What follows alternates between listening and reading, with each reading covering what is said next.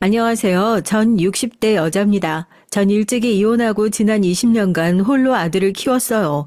사실 요즘이야 이혼이 별거 아닌 시대가 됐지만 제가 젊을 때만 해도 남편이랑 이혼하고 여자가 혼자 몸으로 자식을 키운다는 게 쉬운 일이 아니었죠. 친정 식구들과도 인연을 끊고 살 정도로 집안이 풍비박산 날 일이었죠.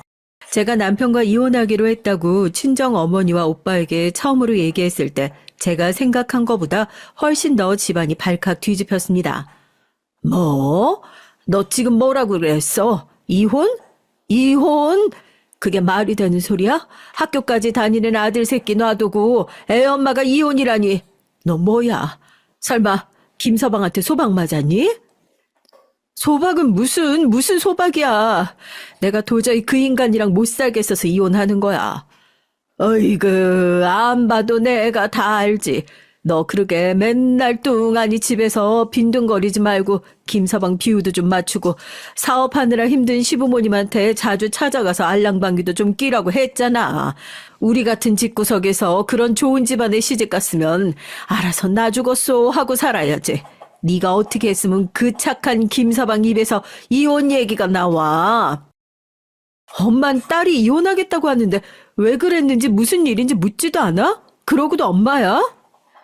이럴 줄 알았습니다. 저희 친정 어머니는 결혼 전부터 항상 저보다는 남편 편을 들던 사람이에요. 제가 이혼하겠다고 하면 자기 마음대로 절대 안 된다고 하실 줄 알았어요. 사실 제가 좀 양가 집안 사정이 많이 다른 결혼을 했습니다.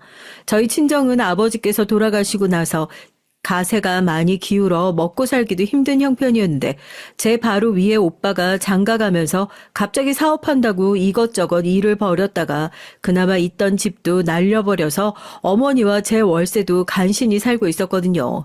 그맘때 제가 남편을 만나 결혼하면서 친정 사정이 그나마 나아진 거예요. 저와 남편이 결혼할 때도 여러 가지 일이 많았습니다. 제가 아버지도 없고 집안 사정도 좋지 않다고 남편네 집에서 반대를 심하게 했거든요. 당시엔 저나 남편이나 둘 다 콩깍지가 된통 씌어서 물불 안 가리고 결혼 안 시켜주면 도망가서 둘이 살겠다고 꼴값을 떨었습니다. 당시 시부모님께서는 하나뿐인 외아들이 여자 때문에 정말 도망이라도 갈까봐 무서우셨는지 할 수 없이 저를 허락해 주셨어요. 어차피 이렇게 될 줄 알았다면 진작에 시부모님께 헤어지라는 소리를 들었을 때 헤어졌어야 했습니다. 그랬으면 이런 더러운 꼴은 안 보고 살았을 테니까요. 그땐 세상 물정이라고는 아무것도 모르고 오로지 남편한테 홀딱 빠져선 앞뒤 생각도 안 해보고 홀라당이 시집을 가버렸습니다. 저희 친정 식구들이야 저라도 좋은 집안에 시집 갔으니 그걸로 한몫 챙기려다 제가 이혼하겠다는 소리를 하니 난리가 난 거죠. 특히나 친정 오빠가 제 도움으로 저희 시댁에서 하는 회사에 거래처에 물건을 납품하는 상황이라 제가 만약 이혼하게 되면 본인 사업도 문제가 생기니 더 똥줄이 타서 어쩔 줄 몰랐어요. 이혼은 절대 안 된다고 제 입을 막았습니다. 길게 말할 것도 없어. 지금 당장 김서방한테 가서 잘못했다고 싹싹 빌어. 그래, 오빠가 같이 가서 빌어줄 테니까 당장 일어나. 얼른. 아무리 자기 사업이 달려있다고 해도 그렇지 오빤 저에게 이혼을 왜 하냐고 묻지도 않고 다짜고짜 시댁에 가서 싹싹 빌랍니다. 오빠까지 저러니 저도 모르게 서럽고 서운하더라고요. 전 오빠의 손을 뿌리치며 그 집엔 다신 안 갈 거라고 소리쳤습니다. 뭐라고 하든 난 이혼할 거라고요. 내가 그 인간한테 빌긴 왜 빌어? 나 잘못한 거 없어. 잘못한 건 그 인간이라고. 오빠, 엄마, 그 인간 바람 피웠어. 아들까지 있는 유부남이 회사 비서랑 바람이 났다니까? 그런 인간이랑 어떻게 살아? 난 다른 건 다 참아도 바람은 절대 못 참아.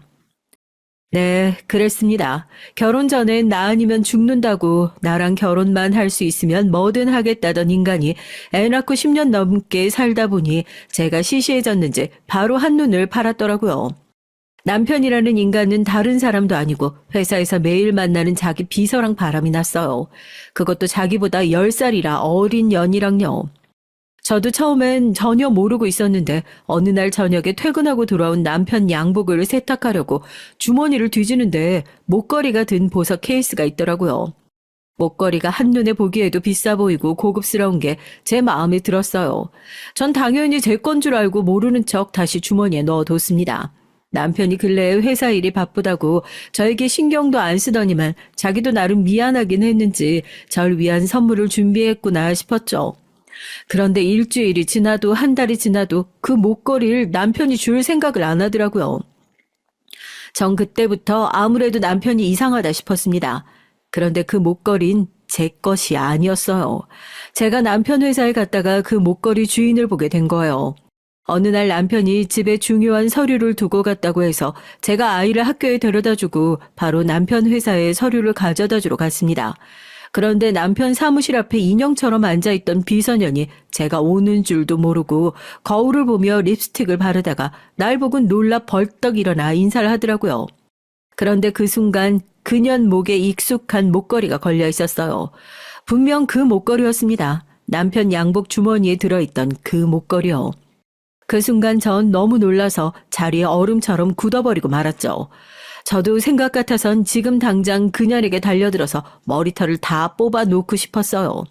그런데 사람이 당황하니 정말 아무 생각도 안 들더군요.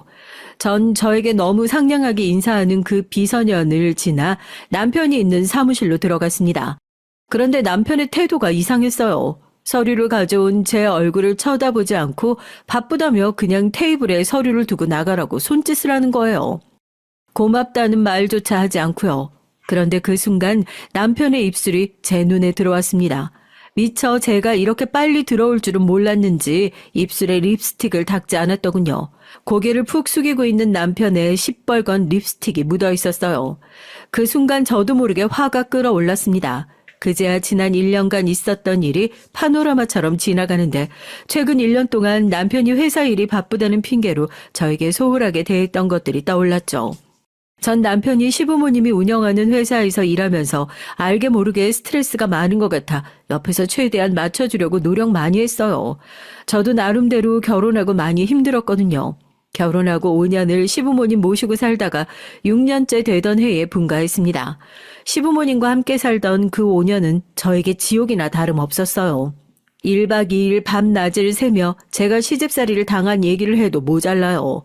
제 나이 때 며느리들이 시집가서 당했다는 시집살이 중 웬만한 건 저도 다 당했습니다. 처음 하는 큰 살림에 매일 실수도 하고 어른들의 성에 차지 않다 보니 도대체 친정에서 뭘 보고 배운 거냐, 너희 친정 어머닌 이런 것도 안 가르치고 어떻게 시집을 보내셨냐, 이런 소리를 듣는 건 기본이었죠. 거기다 전 많이 부족하고 못 배웠다는 이유로 다른 식구들보다 2-3시간 일찍 일어나 모든 집안의 잡일을 담당해야 했어요. 전 시아버지께서 출근하시기 3시간 전인 새벽 5시에 일어나 하루를 시작해야 했습니다. 시아버지께서 그날 입으실 양복을 다리는 것부터 해서 시아버지 양말과 구두까지 깨끗하게 닦아 준비해야 했어요. 그리고 식사 준비는 하나부터 10까지 모두 다 제가 해야 했습니다. 입맛이 워낙 까다로우신 시부모님을 위해 채소부터 고기까지 모두 다 제가 직접 새벽 시장에 가서 사다가 조리를 해야 했어요. 제가 바쁘다고 아무 가게에서나 사도 안 됐고요. 꼭 시어머니께서 사라고 한 가게에서만 사야 했죠. 새벽에 일찍 일어나는 거 힘들다고 남편한테 투덜거리지 마라. 여자가 아침잠 많으면 그것처럼 게을러 보이는 게 없어. 제가 아침 준비를 하다가 하품이라도 한 번 하면 시어머니는 인상을 확 구기면서 어디 며느리가 시부모 앞에서 입을 찢어져라 하품을 하느냐고 호통을 치셨어요. 새벽에 일찍 일어나서 새벽 공기도 마시고 부지런하게 움직이는 거 저도 좋아요. 밤에 잠도 잘 오고요. 시집살이를 하는 5년 동안 내가 아예 없다고 생각하고 살았습니다. 하고 싶은 말은 꾹꾹 삼키고 어른들이 원하는 말만 하고 살았어요. 결혼한 지가 언젠데 아직도 애소식이 없어. 시집 올 때 해온 거라곤 꼴랑 그 몸뚱이 하나 가지고 왔으면 아들 손주라도 떡하니 낳아야 할 거 아니야. 당신 아들 성격 몰라서 그래요. 어릴 때부터 애 낳기 싫다고 노래를 부르던 놈이 장가좀 갔다고 애 낳겠어요? 남자가 하기 싫다는 것도 여자가 하게 만드는 게 능력이지.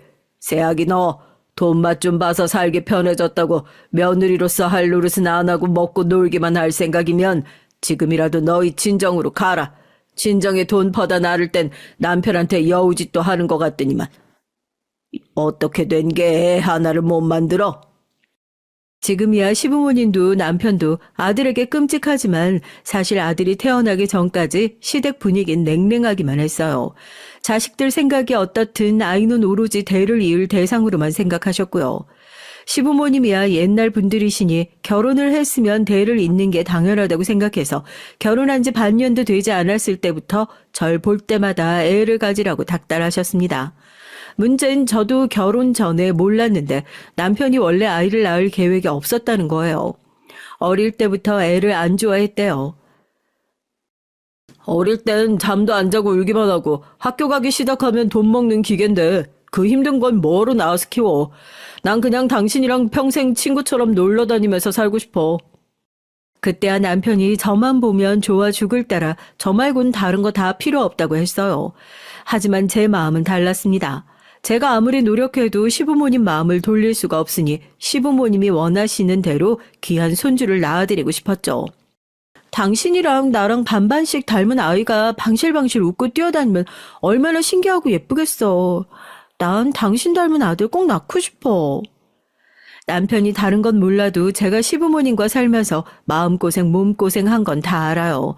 제가 새벽 5시부터 일어나 시아버지, 시어머니 시중 드는 걸 볼 때마다 자기가 나서서 시부모님과 싸우겠다고 했지만 제가 그러지 말라고 말린 거예요. 이렇게 해서라도 시부모님께 며느리로서 인정받고 싶다고요. 그래서 남편도 절 위해 참고 시부모님께 얘기하지 않았습니다. 저로 인해 시부모님과 남편 사이가 벌어져 봐야 저에게 좋을 게 없으니까요. 아버지께서 저렇게 아들 손주 보고 싶다고 하시는데 우리가 소원 한번 좀 들어드리자. 또 알아? 내가 떡두꺼비 같은 손주 낳아드리면 나도 당신처럼 귀하게 생각해 주실지? 시아버지 말씀이 다 틀린 건 아닙니다. 남자는 여자가 어떻게 하느냐에 따라 달라져요. 제가 얼마나 시부모님께 예쁨 받고 싶어 하는지 누구보다 잘 아는 남편은 절 위해 아이를 낳기로 마음을 바꿔줬어요. 그렇게 낳은 아이가 바로 우리 아들입니다. 시집살이가 아무리 힘들어도 제가 참고 살 수 있었던 건 남편과 아들 덕분이었어요. 전 시부모님이 날 미워하는 건 당연하다고 생각했거든요. 제가 가진 것도 없고 배운 것도 부족해서 시부모님께서 제가 마음에 안 든다고 결혼을 반대했는데도 우리가 좋아서 끝끝내 반대하는 결혼한 거잖아요. 안 그래도 성에 안 차는 며느리가 매일 한 집에서 왔다 갔다 하니 미워하는 게 당연하다 싶었습니다. 뻔히 주변에 다른 며느리들이랑 비교가 되는 것도 사실이고요. 그래서 전 남들보다 배로 열심히 했어요. 친정 어머니와 오빤 아직도 내가 부족해서 이혼당한 걸 거라고 생각하는 것 같았지만 결혼 생활을 하는 동안 제가 남편보다 부족한 점을 어떻게든 채우고 살기 위해 서럽고 힘들어도 꾹 참으며 시부모님께 잘한다고 노력했습니다. 결국엔 결혼한 지 5년 만에 시부모님도 제 공을 인정해 주시고 분가를 허락해 주신 거예요. 제가 살림하면서 아들 키우는 솜씨를 보니 이제 셋이 나가 살아도 안심일 것 같다고 하셔서요. 시댁에서 분가에 나와 전 이제 우리 가족에게 행복한 일만 남았다고 생각했습니다. 사실 전 결혼하고 지난 10년 동안 내내 시험을 보는 기분으로 살았거든요. 남편이 뭔가 조금만 실수를 해도 내가 뭔가 잘못해서 일어난 일인 것 같고 제 아들이 뭔가 부족해도 다 저 때문인 것 같아 항상 숨을 죽이고 주변 눈치를 보며 최선을 다하며 살 수밖에 없었어요. 그래도 제가 이렇게 마음 졸이며 사는 걸 남편만은 안쓰러워하고 고마워하는 줄 알았죠. 그래도 그동안은 저나 아들에게 충실하고 좋은 남편이자 아빠였거든요. 그런데 그날 남편 사무실에서 비서년과 더러운 모습을 보고 나니 정신이 번쩍 들더라고요. 나 나름대로 남편이 회사에서 일에 최선을 다하고 좋은 모습만 보일 수 있도록 해주는 게 내가 할 수 있는 최대한의 내조라고 생각했습니다. 그래서 지난 1년 동안 남편이 바쁘다며 가정에 신경 쓰지 못하고 나에게 소홀하게 대하는 것 정도는 이해하고 살아야 한다고 생각했고요. 그런데 제가 잘못 생각해도 한참을 잘못 생각했어요. 남편은 회사 일만 바빴던 게 아니에요. 어린 비서년이랑 놀아나느라 저와 아들에게 소홀했던 겁니다. 당신이 날 두고 바람을 피워? 그것도 저 어린 비서년이랑? 전 그 자리에서 참지 못하고 남편 책상 위에 서류들을 다 밀어버리고 남편에게 달려들었습니다. 그런데 그때 사무실 밖에 있던 비서년이 안에서 들리는 시끄러운 소리에 놀라서 사무실로 들어왔어요. 어머, 사모님, 지금 뭐 하시는 거예요? 이거 좀 놓고 말씀하세요. 왜 이러세요? 뭐? 사모님? 네 그 더러운 입에서 감히 사모님이란 소리가 들려? 그래, 너 오늘 잘 만났다. 오늘 너 죽고 나 죽자. 텔레비전 드라마에서 이런 장면을 봤을 때 저도 생각한 적이 있습니다. 아무리 화가 나도 왜 저렇게 무식하게 머리 끄덩이 잡고 난리야. 아이고, 저러니까 남자가 바람을 피우지. 저도 아무 생각 없이 그런 소리를 내뱉은 적이 있어요. 그런데 막상 저에게 그런 일이 생기니 눈앞에 보이는 게 없더라고요. 정말 그 순간만큼은 할 수만 있다면 두 연놈을 다 죽여버리고 싶었습니다. 진영 엄마, 이거 왜 이래? 진정 좀 하고 내 말 좀 들어봐. 당신이 생각하는 그런 거 아니라고.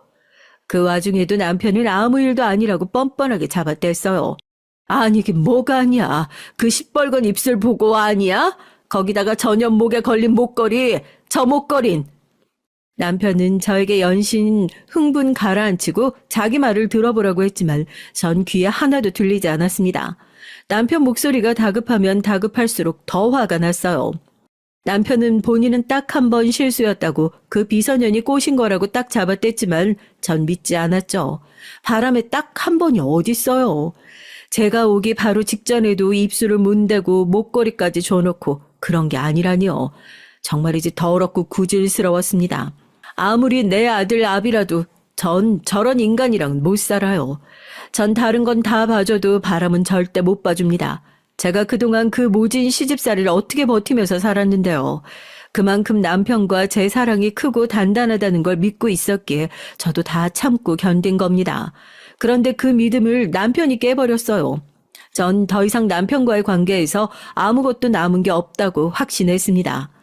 그런데 친정에서 이렇게까지 어이없게 나올 줄은 몰랐어요. 남편이 바람을 피워서 이혼한다는데도 제 편을 못 들어줄 망정 저더러 참으라네요.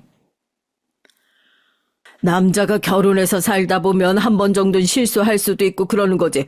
더군다나 김서방이 그냥 유부남이야. 돈 많겠다, 인물 좋겠다. 가만히 있어도 여자들이 들러붙어도 들러붙지.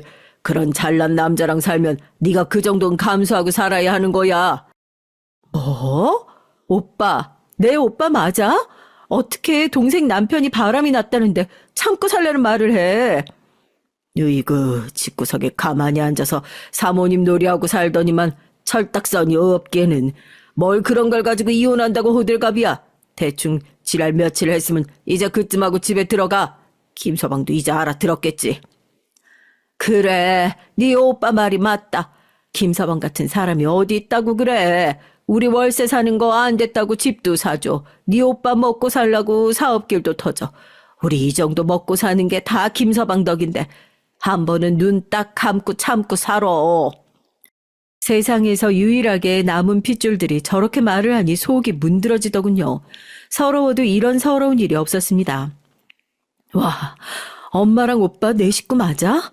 어떻게 그렇게 말할 수가 있어? 아버지가 나 이러고 사는 거 봤으면 가만히 있었을 것 같아? 아버지 있었으면 내가 김서방 바람 피웠다 소리 하자마자 바로 달려가서 김서방 대갈통 날려줬어. 그래, 네 아버지 있었으면 우리 귀한 막내딸 가슴에 상처 준 놈 가만히 안 뒀겠지. 근데 어떡해. 이제 그 아버지 네 옆에 없잖니? 그러니까 네가 아버지 생각해서라도 네가 알아서 잘 살아야지. 네가 잘 먹고 잘 살아야 이 어미랑 네 오빠도 사는 거고. 그 순간 알겠더군요. 이제 더는 이 세상에 제 편이 없다는 걸요. 더는 눈물도 나지 않았습니다. 이 앞에서 서럽다고 우는 것도 아까웠어요. 됐어요. 내가 아무리 힘들어도 여기 오는 게 아니었는데 앞으로 내가 어떻게 살든 신경 쓰지 말고 엄마랑 오빠랑 둘이 알아서 잘 먹고 잘 살아요. 어머니랑 오빠가 어딜 가냐고 이혼은 절대 안 된다며 김서방한테 가라고 뒤에서 소리를 치는데도 전 뒤도 안 돌아보고 친정을 나왔습니다. 그날 친정을 나오면서 얼마나 서러웠는지 몰라요. 너무 힘들어서 돌아가신 아버지가 너무도 생각났습니다. 아버지는 어머니랑 오빠랑 달라요. 평생 우리 막내 하시면서 제 걱정만 하다가 돌아가셨습니다. 아버진 다정하고 좋은 분이었어요. 아버진 제가 태어나던 해에 시장에서 건어물 장사를 시작하셨는데 기대했던 것보다 장사가 너무 잘 돼서 원래 살던 월세집에서 이사해 집도 사게 됐다고 좋아하셨죠. 그게 다 제 덕이라고요. 우리 막내가 복덩이야, 복덩이. 어쩌면 애기가 울지도 않고 보채지도 않는지 아주 예쁜 짓만 한다니까. 어머니 말로는 아버지께서 아들만 키우다가 딸이 나오니 예뻐서 어쩔 줄 몰라 하셨다고 하더라고요. 네 아버지가 얼마나 유별났는지 아주 딸내미 발 땅에 안 닿게 한다고 밖에 나가면 하루 종일 안고 다녔다니까. 아버지의 막내딸 사랑은 유난하긴 했어요. 다른 집은 아들이 장남이면 다들 아들 아들 노래를 부른다고 하던데 우리 집은 달랐습니다. 어머니는 오빠가 장남이라고 항상 오빠만 챙겼지만 아버진 달랐어요. 시장에서 장사가 끝나고 집에 오실 때가 되면 제가 좋아하는 사탕이나 딸기를 사서 꼭 품 안에 숨겨서 들어오셨죠. 그러곤 저녁 식사를 하시면서 저만 옆에 앉혀놓고 간식을 입에 넣어주시곤 했습니다. 그뿐만이 아니에요. 고등학교를 졸업할 때까지 틈만 나면 절 학교에 데려다주고 학교 시간이 되면 데리러 오시기까지 했어요. 심지어 고등학교 때 제가 다니는 학교에서 아버지 가게가 멀다는 이유로 차까지 사셨습니다. 그 일로 어머니와 부부싸움까지 하셨죠. 지금 와 생각하면 어머니도 화가 나실 만해요. 아버지 가게가 집에서 걸어서 5분 거리예요. 그러다 보니 아버진 점심도 저녁도 다 집에 가서 드십니다. 어머닌 때마다 밥 차려주기 힘드니까 그냥 가게에서 사 먹으라고 했는데도 아버진 그 돈이 아깝다고 집에 와서 꼭 드시고 갔거든요. 때때마다 밥 해드리기 힘드니까 제발 좀 밖에서 사 먹으라고 해도 돈 아깝다고 한 끼를 안 사 먹는 양반이 딸내미 학교 데려다 줘야 된다고 그 비싼 차를 사?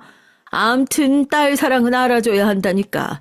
자기 딸한테 하는 거 나한테 반만 해봐. 내가 아주 도시락까지 싸다 바치지. 아이고 샘을 부릴 사람이 없어서 딸내미한테 샘을 부려? 우리 딸 저렇게 예쁜데 누가 체각이라도 하면 어떡해. 아버진 항상 입에 붙은 말이 우리 예쁜 딸, 우리 공주님이었습니다.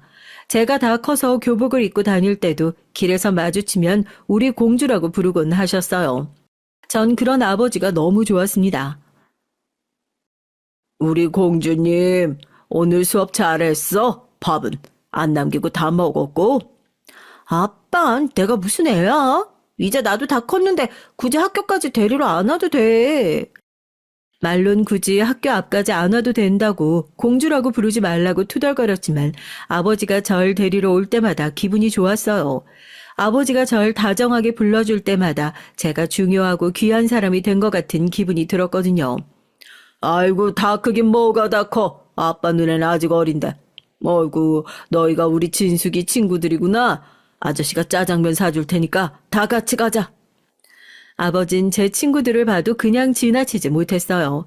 항상 맛있는 걸 사주지 못해 안달이셨죠. 우와 짜장면이요? 감사합니다. 진숙아 너희 아빠 진짜 최고다. 대부분 아버지와 저의 사이를 부러워하는 친구들이 많았지만 그중에서도 괜히 부러워서 질투하는 친구들도 있었어요. 그중 향숙이라는 친구가 있었습니다. 너희 아버지 시장에서 가게 한다고 하지 않았어? 시장에서 구멍가게 해봐야 돈도 별로 없을 텐데 우리 짜장면 다 사주면 남는 게 있으시다니? 다행히 아버지는 못 들으셨지만 향숙이녀는 우리 아버지를 볼 때마다 비아냥거리는 말투로 얘기를 했어요. 시장에서 장사해봐야 얼마나 남는다고 라는 말을 툭 하면서요. 우리 아버지 나한테 쓰는 건 하나도 안 아깝다고 했어. 그래서 이 정도는 아무것도 아니야? 학기 초엔 친구들이 향숙이를 다 부러워했어요. 향숙이 아버지가 구두 공장을 하는데 되게 부자라고 하더라고요. 향숙이네 집에 놀러 갔다 온 애들 말이 향숙이네 집이 2층에다가 엄청 크다고 난리를 칠 정도였죠. 더군다나 향숙인 자기네 집이 부자라고 되게 자랑하고 다녔었고요.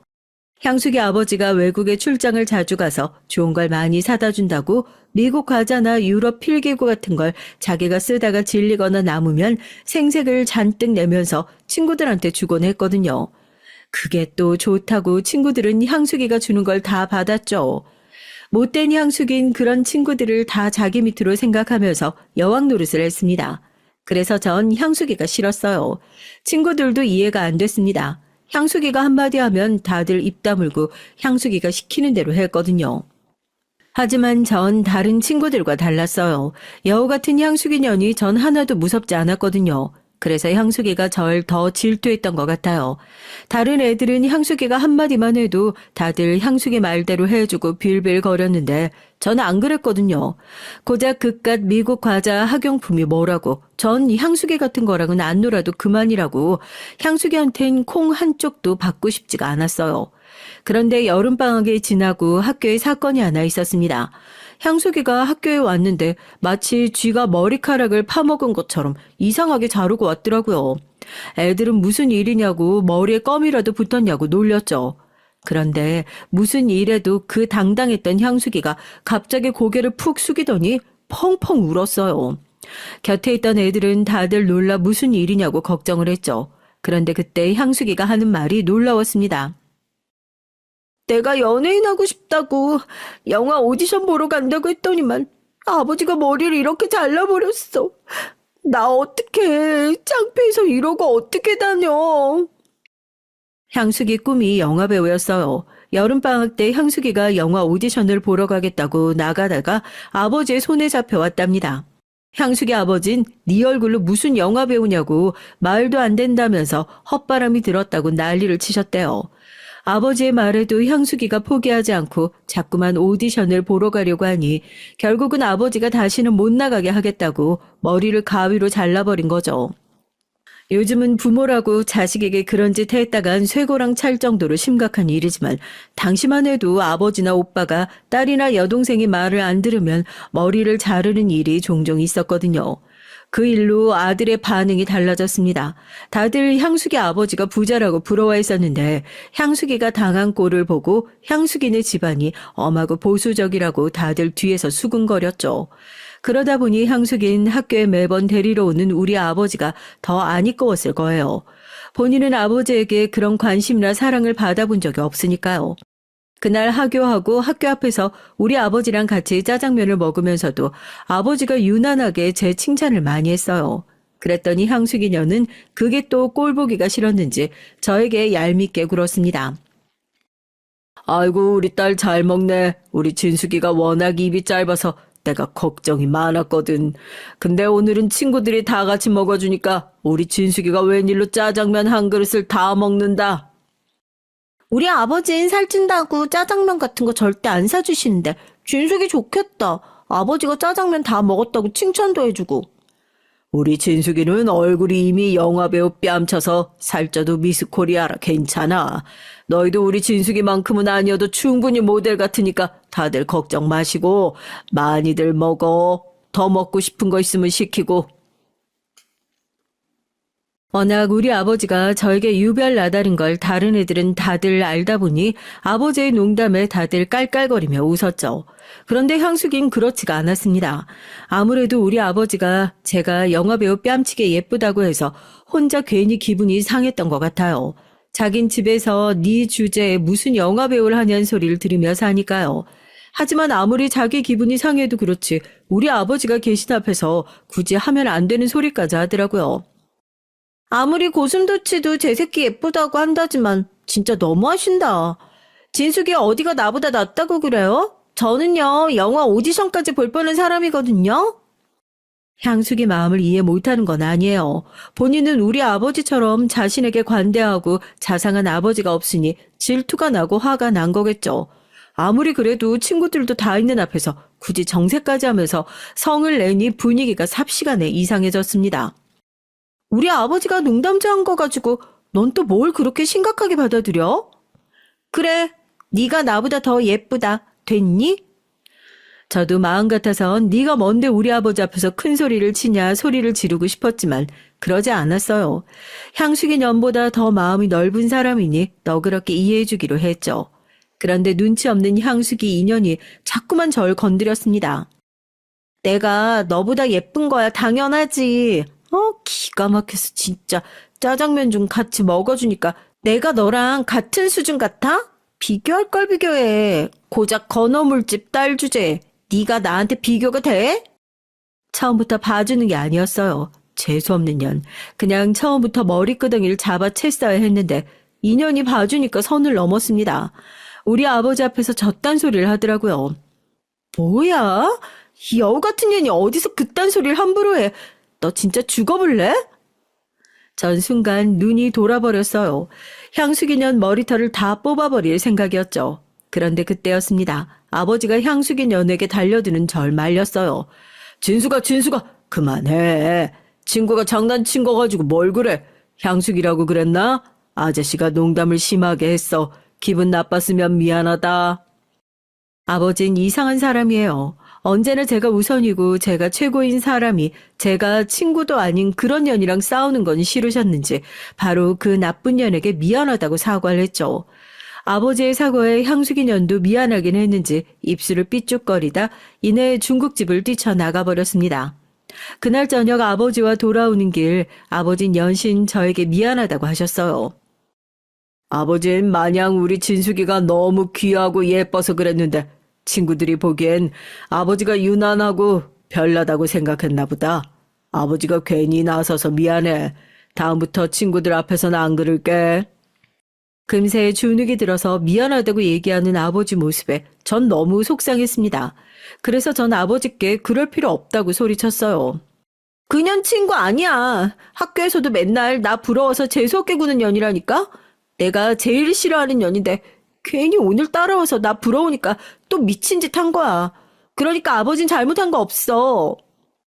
제 말에 아버진 아무리 그래도 친구한테 년이라고 욕하면 못 쓴다고 하시며 허허 웃으셨어요. 전 그 웃음이 아직도 가슴에 남아 지금까지도 마음이 아픕니다.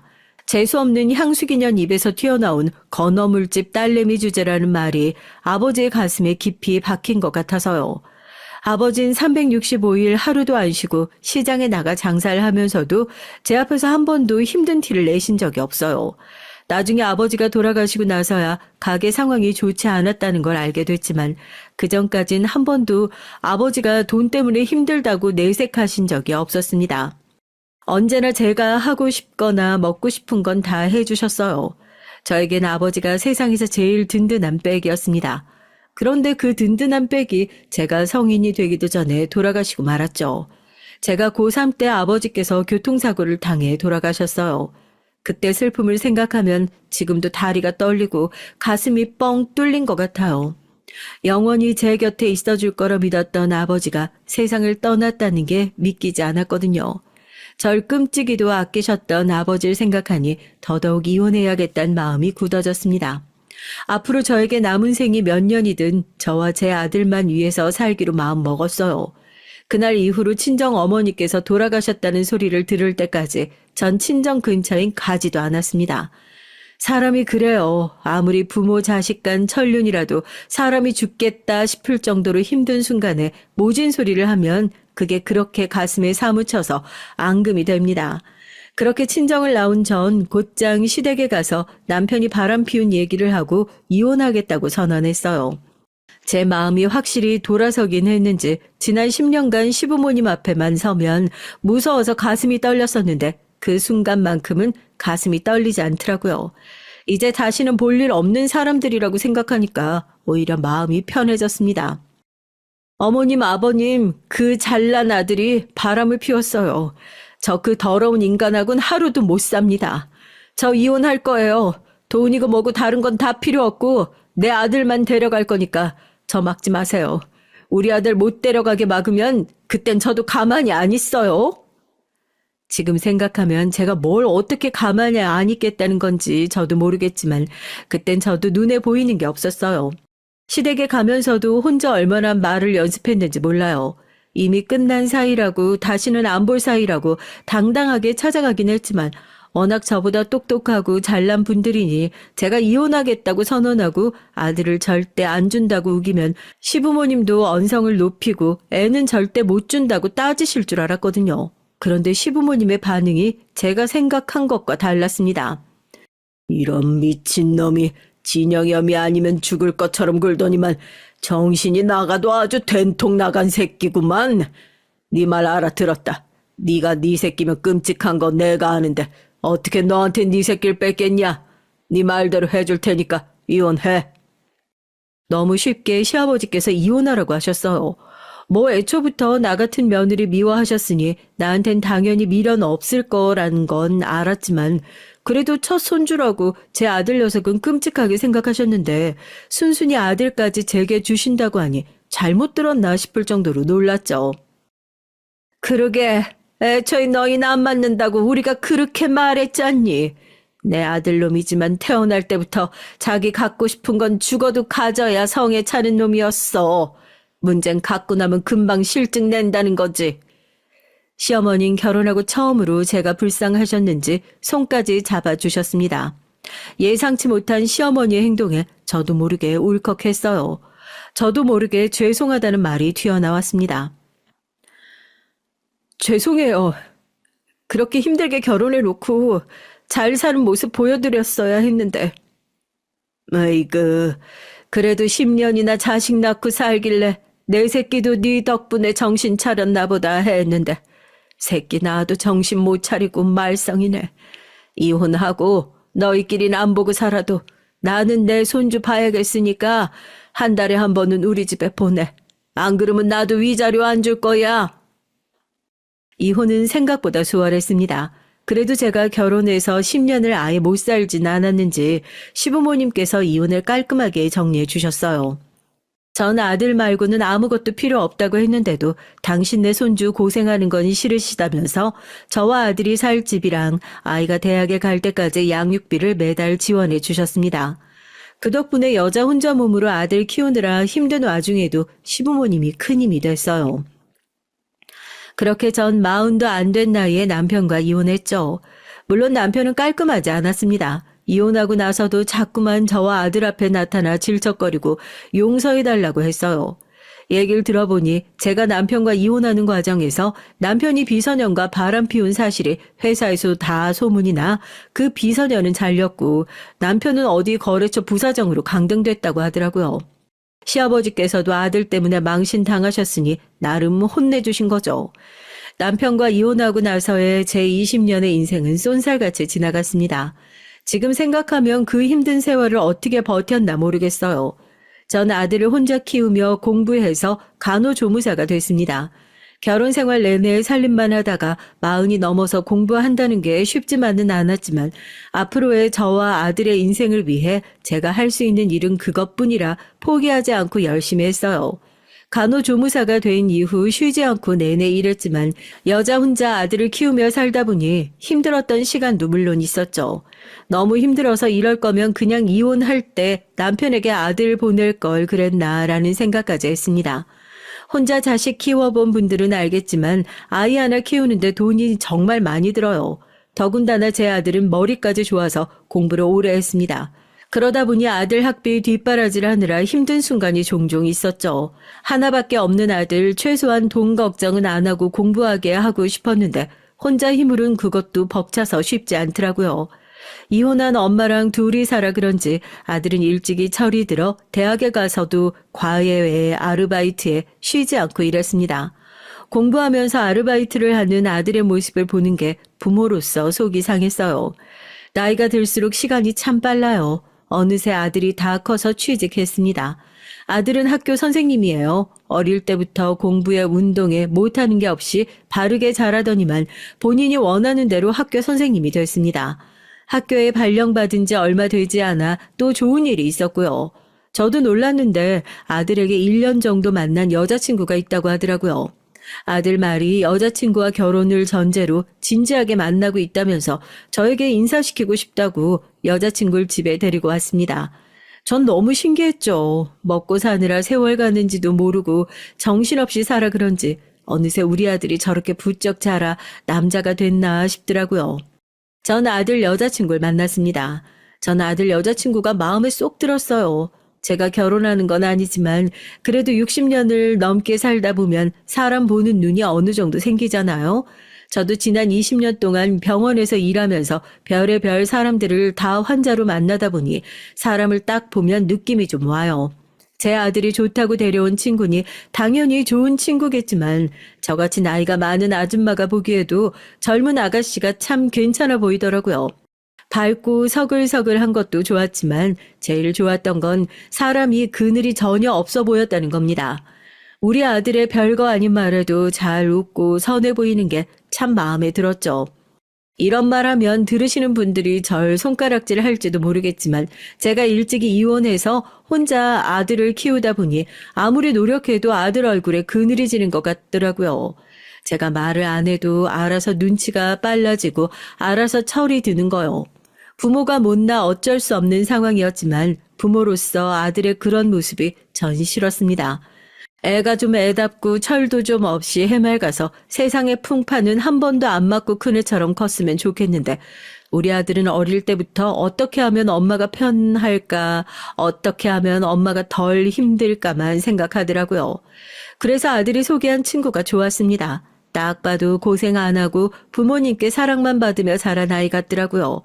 저도 제가 욕심이라는 게 없는 사람인 줄 알았는데 그 친구는 제 아들 짝으로 욕심이 났습니다. 제 아들에게 너무 잘 어울리는 친구 같았어요. 그런데 세상에 참 별 일이 다 있더군요.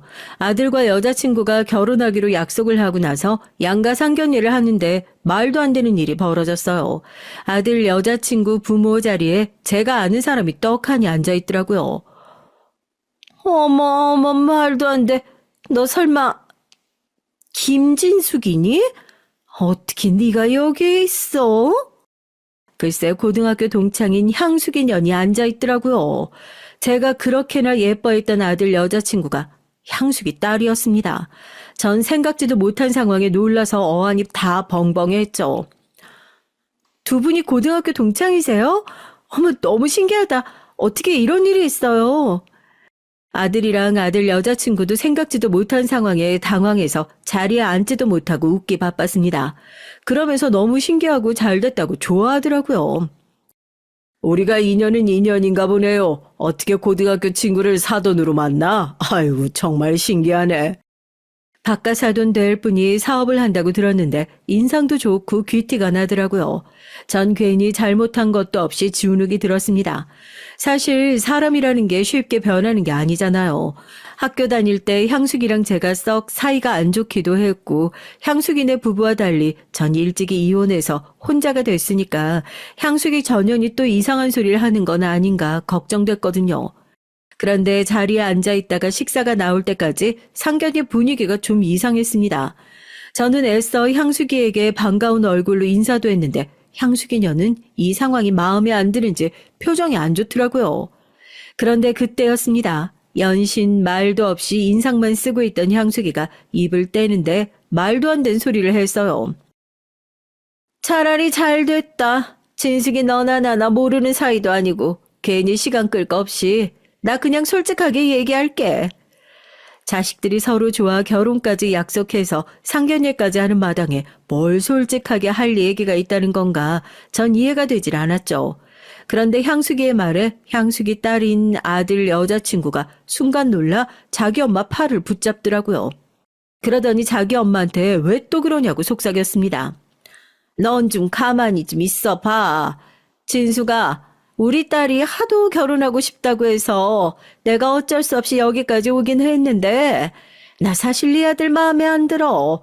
요즘 세상에 학교 선생님이 뭐 대단하기나 하니? 내 딸은 약사에다가 집안도 좋은데 네 아들은 그깟 명문대 나온 거 말고 아무것도 없잖아. 향수기의 말에 전 순간 너무 놀라서 머리가 다 얼떨떨했어요. 제가 학창시절 내내 제일 싫어했던 향수기년이 글쎄 하나밖에 없는 내 귀한 아들이 마음에 안 든다네요. 거기다가 너 일찍 이혼까지 해서 혼자 아들 키웠다며. 홀어머니의 외동아들이라니. 사윗감으로는 최악이지. 아들 여자친구는 당황해서 땀까지 흘리며 향수기년을 말렸지만 소용없었습니다. 이미 들을 얘긴 다 들었어요. 전 듣다 기가 막혀서 아들 얼굴을 바라봤습니다. 넌 지난해 집에서 너 반대하는 거 알고 있었어? 그런데도 꾸역꾸역 상견례 하기로 한 거야? 그런 거 아니에요, 어머님. 결혼만큼은 제가 하고 싶은 사람이랑 할 거라고 그렇게 말씀드렸는데 엄마가 괜히 또 이러시네요. 죄송해요, 어머님. 향수기년의 망언에 아들 여자친구는 전전긍긍하고 제 아들 녀석은 입을 꾹 닫고 있으니 답답하기만 했죠. 제 마음 같아선 향수기년 멱살이라도 끌어다 따지고 싶었지만 자식 일행 그게 안 되더라고요. 괜히 내가 못나서 우리 아들이 이런 취급을 받는 것 같아 마음이 약해졌습니다. 전 결혼을 하든 못하든 이 자린 좋게 마무리하는 게 좋을 것 같아 애써 표정 관리를 했죠. 향수기 네 말 잘 들었어. 애들하고 아직 정리가 덜 된 것 같으니까 조금 더 상의해보고 다시 얘기 나누자. 전 애써 자리를 정리하고 일어나려고 하는데 그 순간 생각지도 못한 일이 벌어졌어요. 아들이 절 따라 자리에서 일어나는 것 같더니만 갑자기 언성을 높이더라고요. 엄마 잠깐만. 어머니께 사과는 받고 가야지. 어머님, 저희 부모님 이혼하셨어도 두 분 다 다른 부모 못지않게 저에게 충실하게 잘해주셨어요. 저도 진아나 다를 거 없이 똑같이 사랑받고 자랐습니다. 그러니까 저희 어머니께 하신 말씀 사과해 주세요. 아들이 한마디도 안 하고 있었던 게 향수기 년의 행동에 화가 났나 보더라고요. 아들은 향수기더러 저에게 사과하라고 했습니다. 그 말에 가만히 있을 향수기가 아니었어요. 아들 말이 기가 차다는 듯 자리에서 벌떡 일어나더니만 소리를 버럭 질렀습니다.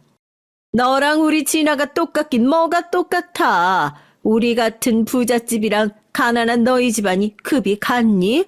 아이고 누가 아비 없이 자란 거 아니랄까봐 못 배운 티가 난다 나. 향수기 년의 망언에 자리에 있던 사람들은 다들 놀랐습니다. 저도 화가 나고 향수기 년 남편도 놀랐는지 한마디 하려던 차였어요. 그런데 그 순간 순하고 착하기만 한 내 아들이 화가 많이 났는지 책상을 뒤집어 버렸습니다. 제발 그만 좀 하세요. 아무리 제가 마음에 안 들어도 그렇지 어떻게 우리 어머니 앞에서 그런 소리를 하실 수가 있어요? 아들의 울분 섞인 목소리에 저까지도 울컥하고 말았습니다. 그런데 그 순간 말도 안 되는 일이 벌어졌어요. 생각지도 못한 사람이 상견례장에 나타났습니다. 아이고 제가 일이 늦었습니다. 안녕하세요. 저 진영이 아비 되는 사람입니다. 전 모르고 있었는데 아들이 전 남편을 상견례장에 불렀나 보더라고요. 전 남편의 등장에 향수기 년과 그 남편은 둘 다 놀라서 얼떨결에 고개를 숙이고 인사를 했죠. 그럴 만도 했죠. 제 전 남편이 다른 건 몰라도 겉보기에 번지르르 하거든요. 그때였습니다. 전 남편이 향수기 남편에게 명함을 건넸어요. 그러자 향수기 남편이 놀라서 향수기 년에게 명함을 건네더라고요. 아이고, 땡땡 기업이면 유명한 회사잖아요. 아니, 진영이 아버님이 이렇게 큰 회사 대표님인 줄은 상상도 못했습니다. 네, 그랬습니다. 제 전 시댁이 이름만 대면 다 아는 회사예요. 10년 전 전 남편이 대표 자리를 물려받았고요. 우리 진영이가 워낙 깔끔한 성격이라 제 도움은 일절 안 받으려고 해요. 회사에 들어오라고 해도 자기는 꿈이 있다면서 곧 죽어도 이명 보더라고요. 그런 거 보면 진영 엄마가 아들 하나는 참 잘 키웠습니다. 전 남편의 등장에 상견례 분위기는 180도 달라졌어요. 그럴만하죠. 집안이니 조건이니 따지는 향수기 년이 저의 전 남편의 존재를 알았으니 적잖이 당황했을 만했죠. 아니, 진숙이 너는 이런 중요한 얘기부터 안 하고 지금까지 뭘 한 거야? 이서방, 아버님 얘기부터 했으면 내가 그렇게까지 반대 안 했잖아. 향수기 년도 나이가 들었는지 많이 바뀌었더라고요. 옛날엔 무슨 일이 있어도 자기가 제일 잘났다고 자존심만 부리더니 이젠 고개를 숙일 줄도 알았어요. 저에게 약간 미안했다면서 연신 사과를 했습니다. 그 모습을 보니 실소가 터지더군요. 나도 생각해보니까 네 말이 맞는 것 같아. 결혼은 양가가 비슷한 집안끼리 해야지. 아무래도 너 하는 거 보니까 나도 좀 생각을 해봐야겠다. 결혼은 좀 더 생각해보자. 전 향수기 년 하는 꼴이 재수없어서 결혼은 좀 더 고민해보겠다고 하고 상견례장을 박차고 나왔어요. 아들이야 매달 한 번씩 전 남편을 만났지만 전 지난 20년 동안 전 남편하고는 거의 안 보고 살았어요. 그날 보니 그 인간도 쓸모는 있더라고요. 상견례가 끝나고 20년 만에 셋이 밥을 먹었습니다. 밥을 먹으면서 셋이 아들 결혼식에 관해 상의했어요. 아들도 여자친구가 너무 좋지만 장모 자리 때문에 결혼이 고민된다고 하더라고요. 저도 마찬가지고요. 그날 이후 아직도 구체적으로 결혼에 관해 결정 내리지 못했습니다. 아들은 제가 결정하는 대로 하겠다고 하는데 그건 또 아닌 것 같고요. 결혼은 제가 아니라 아들이 하는 거니까요. 여러분 들으시기엔 어떠세요? 고등학교 시절 원수처럼 지냈던 개념 없는 동창생이 제 하나뿐인 아들의 장모가 되는 게 맞는 걸까요?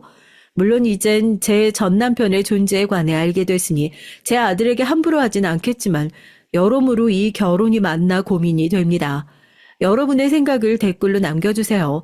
하나하나 다 읽어보고 아들과 상의해보도록 하겠습니다.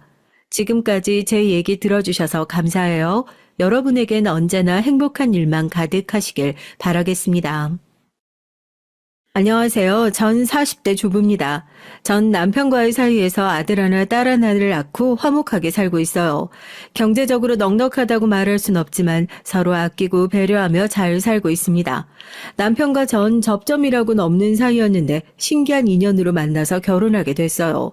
저희 친정 아버지께서 서울 외곽에 사시면서 화원을 운영하세요. 전 바로 위에 언니와 성인이 된 이후 서울에서 자취하고 있었는데 주말마다 부모님을 뵈러 하원으로 가곤 했습니다. 당시에 언니는 주말이면 매일 데이트를 하러 나가서 그날도 저 혼자 부모님을 뵈러 화원에 갔어요. 그런데 가는 날이 장날이라고 당시에 장마가 심하게 와서 화원에 물이 찼더라고요. 부모님은 제가 오는 것도 모르시고 화원 안에서 물을 퍼나르고 계셨습니다. 저도 놀라서 곧장 가방을 던져놓고 화원 안으로 들어가 물을 퍼나르기 시작했어요. 그날 남편을 처음 만났습니다. 남편은 아버지께서 운영하시는 화원 근처에 사는 남자였는데 가끔 아버지 일도 도와주고 해서 가깝게 지내는 사이였나 보더라고요. 그날도 부모님 댁 화원에 물이 찼단 소리를 듣고 놀라 달려와서 바로 도와준 거랍니다. 처음 남편을 봤을 땐 전혀 호감이 생기지 않았어요. 뭘 하는 남잔지 작업복 차림이라 행색도 좋아 보이지 않았었고 말수도 없는 게 친절한 사람 같진 않았거든요. 그런데 이상하게 부모님께서 그 남자 칭찬을 많이 하셨습니다. 같이 화원에 물 퍼나르느라 고생했으니 아버지께서 밥을 먹고 가라고 해서 함께 식사를 했는데 식사하는 내내 아버지가 고맙다면서 칭찬을 하시더라고요. 내가 살면서 이 친구처럼 묵묵하니 성실한 친구는 본 적이 없다니까. 이렇게 건실한 청년이 왜 아직 장가를 못 갔나 몰라. 그러게 남자답고 일도 착실하게 잘하는 게 절대 처자식 굶길 일은 없어 보이는데 내가 중매 한번 설까? 요즘 여자들은 말끔하고 좋은 직장 다니는 남자 좋다고 하지 저처럼 고졸에 매일 기름때 묻히는 사람 좋다고 하겠어요. 아이고 기름때 좀 묻히면 어때? 명색이 카센터 사장님인데. 알고 보니 남자는 아버지의 화원 근처에서 살면서 카센터를 운영하고 있더라고요. 그렇게 듣고 보니 사람이 달라 보이긴 했습니다. 처음 만났을 때 남편 나이가 고작 30대 초반이었는데 그 젊은 나이에 자기 사업을 한다는 게 제 눈엔 멋있게 보였어요. 그러던 중 언니가 시집을 가게 되면서 제가 언니와 같이 살던 집에서 나오게 됐어요. 그 집이 언니가 사회생활을 시작하면서 얻은 집이라 언니 결혼 자금으로 쓸 집이었거든요. 때마침 저도 직장을 옮기게 돼서 아예 부모님 댁으로 다시 들어가 살기 시작했어요. 부모님 댁에서 살다 보니까 근처 카센터 주인인 남편을 자주 보게 됐습니다. 남편은 보면 볼수록 사람이 괜찮았어요. 동네 특성상 어르신들이 많은 동네였는데 동네 어르신들 가게나 집에 망가지거나 젊은 사람이 필요한 일이 생기면 알아서 찾아가 도와드리는 것 같더라고요. 그러다 보니 동네에서 남편 평판이 좋은 편이었습니다. 그런 모습을 계속해서 보다 보니까 남편에게 자연스레 관심이 생겨서 제가 먼저 고백해서 사귀게 됐어요. 저와 남편은 연애한 지 2년 만에 결혼식을 올렸습니다. 부모님께서 남편을 잘 알다 보니 저와 남편이 연애한다고 했을 때 하루라도 빨리 결혼하라고 서두르셨어요. 좋은 사람이니만큼 놓치기 전에 빨리 하라고요. 하지만 남편은 부모님과 오래 알아오던 사이인 만큼 결혼은 신중하게 생각해야 한다고 했죠. 사실 남편이 매사에 진지하고 신중한 편입니다. 그럴 만한 게 연애하면서 알게 된 사실인데 남편에게 말 못할 가정사가 있더라고요. 남편은 어릴 때 아버지께서 바람을 피워서 부모님께서 이혼하셨대요. 그래서 엄마랑 둘이 살았는데 어머니께서 고등학교 때 사고로 돌아가시는 바람에 그때부터 줄곧 혼자 살았답니다. 그래서 대학도 진학을 못하고 카센터에 취직해서 일하다가 악착같이 돈을 모아서 20대 때 자기 가게를 차린 거예요. 전 남편에 대해 알면 알수록 더 좋아졌어요. 10대 때 혼자가 돼서 자기 하나 건사하며 살기도 힘들었을 텐데 이렇게 훌륭하게 자기 일을 해냈으니 멋있는 사람이라고 생각했습니다. 전 남편이 너무 좋아서 참지 못하고 프로포즈도 제가 먼저 했어요. 남편은 가족이 있었던 게 너무 오래전이라 과연 자신이 결혼해서 잘 살 수 있을까 걱정도 되고 겁도 난다고 했죠. 하지만 전 남편이 잘 해낼 수 있다는 걸 누구보다 확신했습니다. 부부로 살면서 어떤 힘든 일이 생겨도 둘이 같이 이겨내면 문제 없다고요. 역시나 제 예상대로 저희 부부는 문제 없었어요. 어떤 일이 생겨도 둘이 함께 이겨냈거든요. 결혼 초기엔 아무 문제 없이 정말 행복하기만 했습니다. 그런데 결혼한 지 3년이 넘었을 때 일이 좀 있었어요. 남편이 운영하던 카센터를 담보로 대출을 받아 아는 지인에게 투자를 했거든요. 저도 잘 아는 지인이라 저도 남편에게 허락한 일이었습니다. 그 친구가 절대 저희에게 피해가 되는 행동을 할 사람이 아니라는 걸 알고 있었거든요. 그런데 저희가 너무 순진했나 봐요. 사람이라는 게 원래 돈 앞에선 부모 형제도 없는 법인데 친구가 무슨 소용이 있겠어요. 남편에게 투자받은 지인이 사업이 망해서 그대로 연락두절 상태가 됐습니다. 이미 사업체에 들어갔던 보증금이랑 투자 비용은 날린 지 오래라 저희가 받을 수 있는 원금조차 언제 받을 수 있지 알 수가 없었어요. 남편은 이러다 우리 카센터까지 날릴 위기에 처하자 어떻게든 그 지인을 만나기 위해 백방으로 수소문하고 다녔습니다. 아마 지금까지 인생에서 그때가 저와 남편에게 가장 힘들었던 순간인 것 같아요.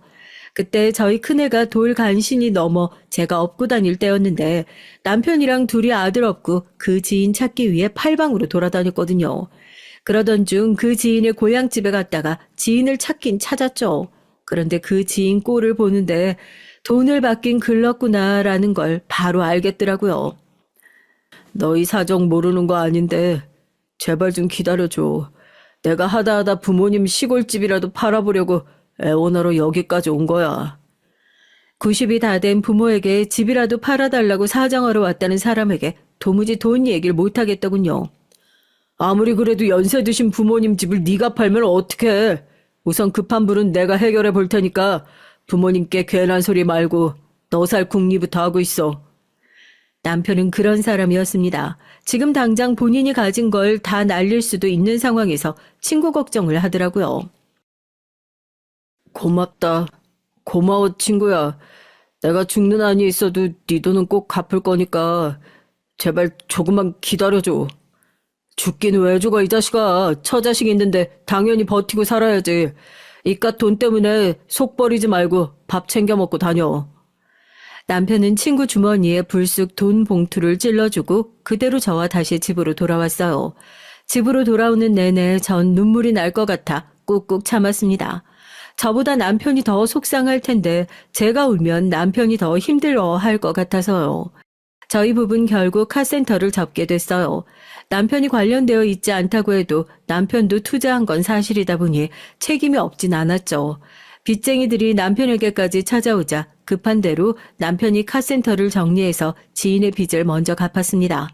그리고 서울 외곽에 있던 집을 정리해서 남편과 전 서울에 있는 집을 다시 얻었어요. 남편이 새로운 일을 시작하기로 했거든요. 저희 오빠가 인테리어 회사를 운영해요. 거기서 기술 배울 사람을 뽑는다고 해서 남편이 오빠의 소개로 일을 배우기로 했어요. 20년 가까이 카센터 일만 하던 사람이라 갑자기 업종을 바꾼다는 게 쉬운 일은 아니었지만 남편은 뭐라도 해보겠다는 마음으로 기술을 배우고 싶다고 했습니다. 어쩌면 이게 새로운 기회일지도 모른다고요. 안 그래도 카센터도 잘 안 돼서 힘들었었는데 이렇게 된 마당에 새로운 기술도 배워두면 좋지 뭐. 당시에 제가 뱃속에 둘째까지 있는 상황이라 남편도 말은 안 해도 부담이 많이 됐을 거예요. 아무리 긍정적인 사람이라도 마흔이 다 돼서 새로운 일을 다시 시작한다는 게 쉬운 일은 아닐 텐데 남편은 저희 오빠네 집 근처로 이사까지 하면서 의욕을 불태웠습니다. 당시에 저희의 상황을 안타깝게 여긴 친정아버지께서 괜히 힘들게 기술 배우지 말고 아버지 화원 일이라도 돕는 게 어떻겠냐고 하셨는데 남편은 정중하게 거절했어요. 친구한테 그런 일 당하고 마음도 안 좋을 텐데 괜히 몸 상해가며 하는 일까지 해서 고생하지 말고 내 밑에서 일 배워봐. 그럼 나중에 내가 이 화원 자네한테 물려줄게. 아니에요 아버님.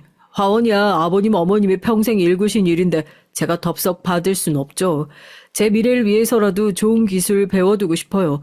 너무 걱정하지 마세요. 저 잘할 수 있어요.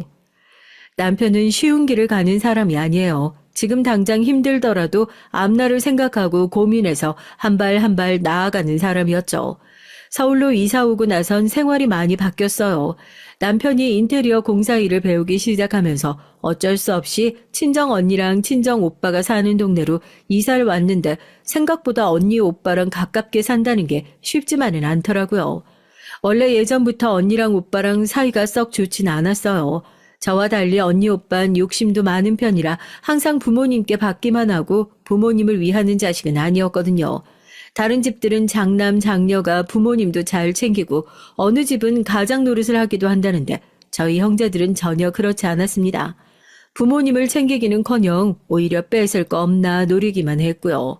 결혼할 때도 오빠랑 언니는 부모님께서 무리하실 정도로 호화롭게 식을 올렸어요. 처가나 시댁에 무시당하면 안 된다면서 남들 하는 건 다 하겠다고 했습니다.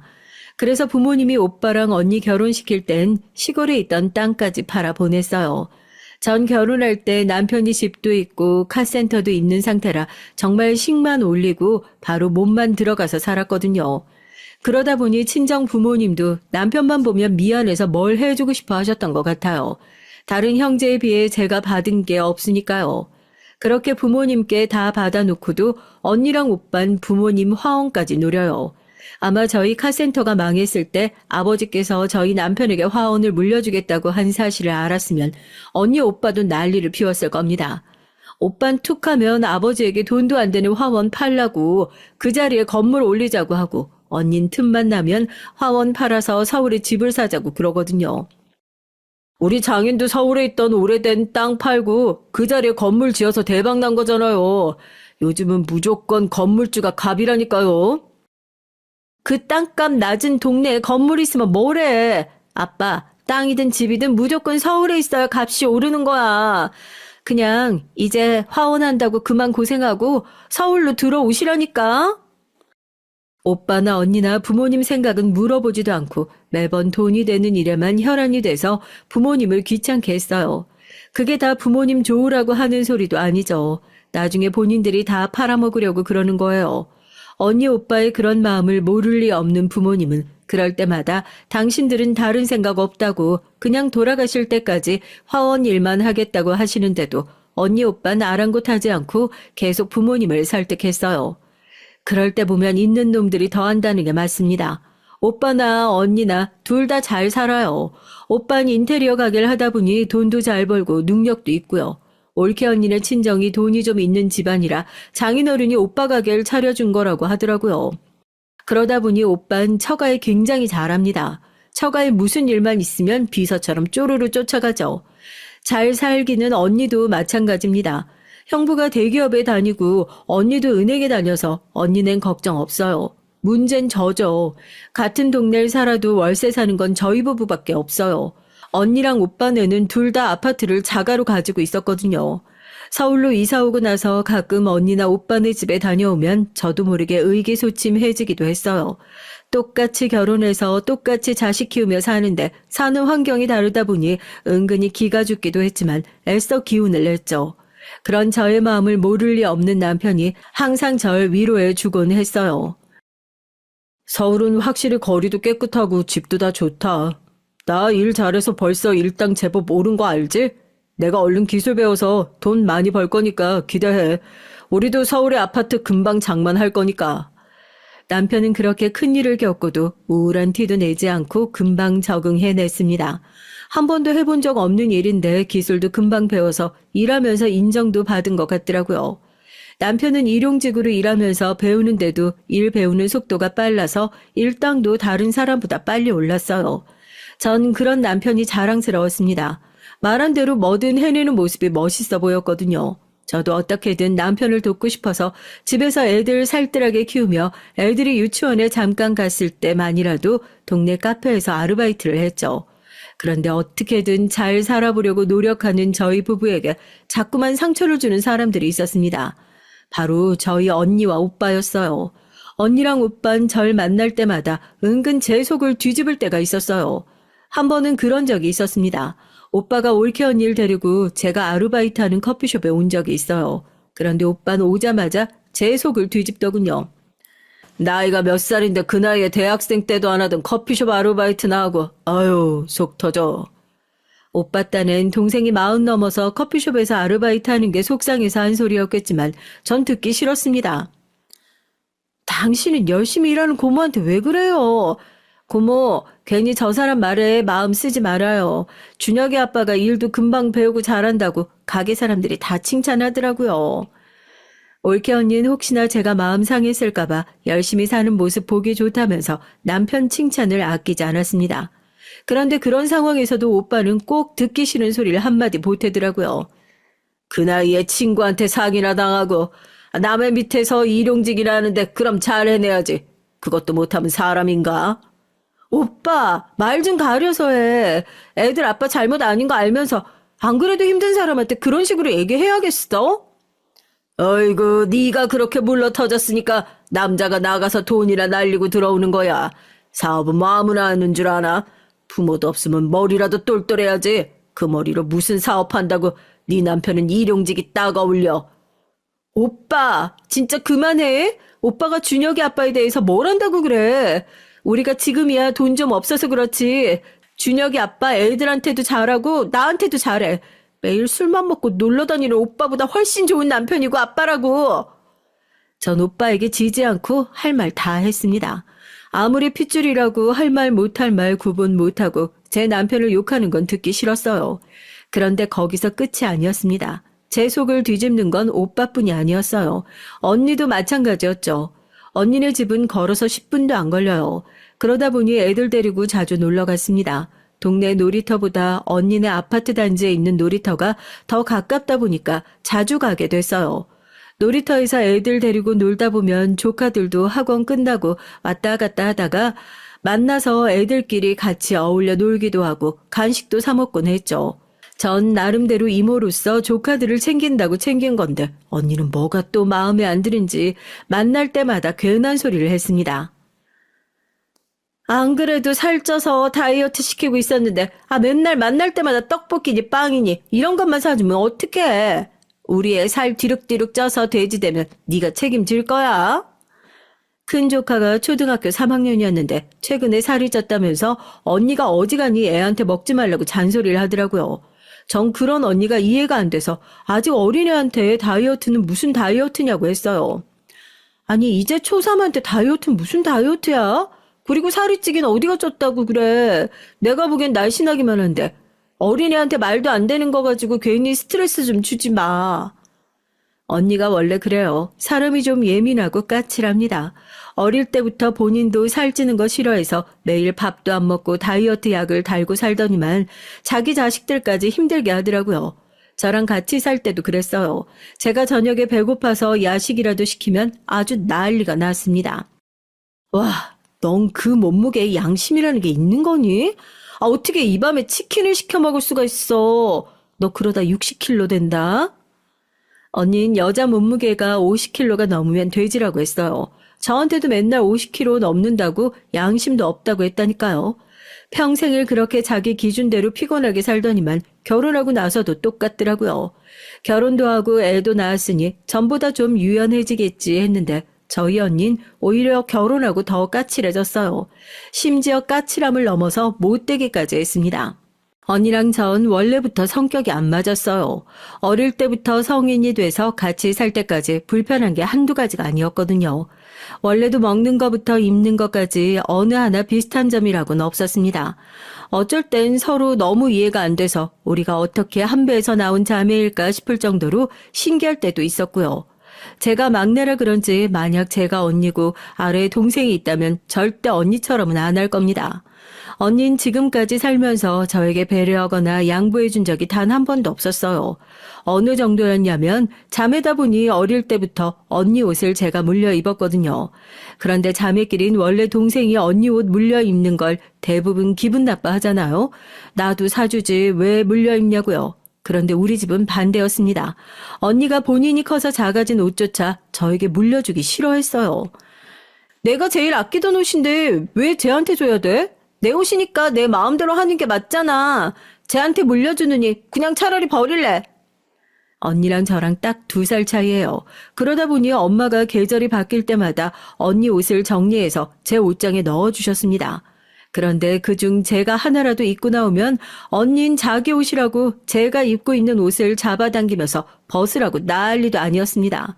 그럴 때면 저도 어이가 없어서 눈물이 다 울컥 났어요. 그 모습을 지켜보던 부모님도 기가 차하셨고요. 넌 도대체 누굴 닮아서 그렇게 욕심이 많니? 어차피 네가 커져서 못 입는 옷인데 동생이 입으면 좋은 거지. 아깝게 버리긴 왜 버려? 그래, 남도 아니고 형제끼리 서로 필요한 게 있으면 나눠주고 빌려주기도 하는 거지. 그까짓 옷 가지고 치사하게 왜 그러냐? 내 거잖아, 내 건데. 왜 엄마 아빠 마음대로 주라 마라 그래? 난 절대 안 줄 거니까 제 옷장에서 내 옷 다시 꺼내줘. 지금 생각하면 3살 버릇 80까지 간다는 말이 딱 맞았습니다. 어릴 때야 뭣도 모르고 철이 없어서 그러나 보다 했었는데 언닌 지금까지도 욕심도 많고 배려심도 없었어요. 그나마 언니가 나이 들고 옛날보다 나아진 걸 굳이 찾자면 이젠 저에게 다 안 주겠다고 하진 않는다는 겁니다. 대신에 언닌 뭘 줄 때도 사람 기분 상하게 주는 이상한 재주가 있어요. 애들하고 언니네 아파트 단지 놀이터에서 놀고 있으면 언니는 항상 집에 올라왔다 가라고 했습니다. 그래서 언니네 집에 올라가면 웬 쇼핑백이 잔뜩 쌓여 있어요. 그러면서 하는 말이 저에게 그 쇼핑백을 챙겨가라고 했습니다. 어제 애들 옷 정리했는데 작아진 옷들이 많더라고. 그래서 너희 애들 갖다 입히라고 내가 그냥 다 정리해뒀어. 우리 애들 옷 다 내가 백화점에서 사준 거 알지? 다 비싼 브랜드 옷들이니까 아껴서 입어. 어릴 때 한두 번은 언니가 조카들 옷을 물려주면 고맙게 받아서 오곤 했죠. 그런데 막상 언니가 물려준 걸 가지고 와서 열어보면 기분이 상할 때가 한두 번이 아니었습니다. 매일 백화점에서 산 비싼 옷이라고 하면서 주길래 대단한 걸 주는 줄 알았는데 항상 다 낡고 오래된 것들만 줬어요. 왜 있잖아요. 세탁기에 하도 돌려서 보풀까지 난 그런 옷들이요. 그런 걸 생색 내면서 줬다니까요. 거기다가 조카들이 입던 팬티까지 물려줬습니다. 그럴 때면 정말 기분 상해서 가져온 쇼핑백 그대로 버려진 것도 있어요. 그래서 그때 이후로는 언니에게 옷 물려주지 말라고 단호하게 얘기했죠. 언니 취향이랑 제 취향이랑 안 맞아서 마음에 안 든다고 했습니다. 그런데도 언니는 자꾸만 조카들 옷을 정리할 때마다 줬어요. 그날도 또 쇼핑백 안에 옷이 잔뜩 있길래 안 가져간다고 얘기했습니다.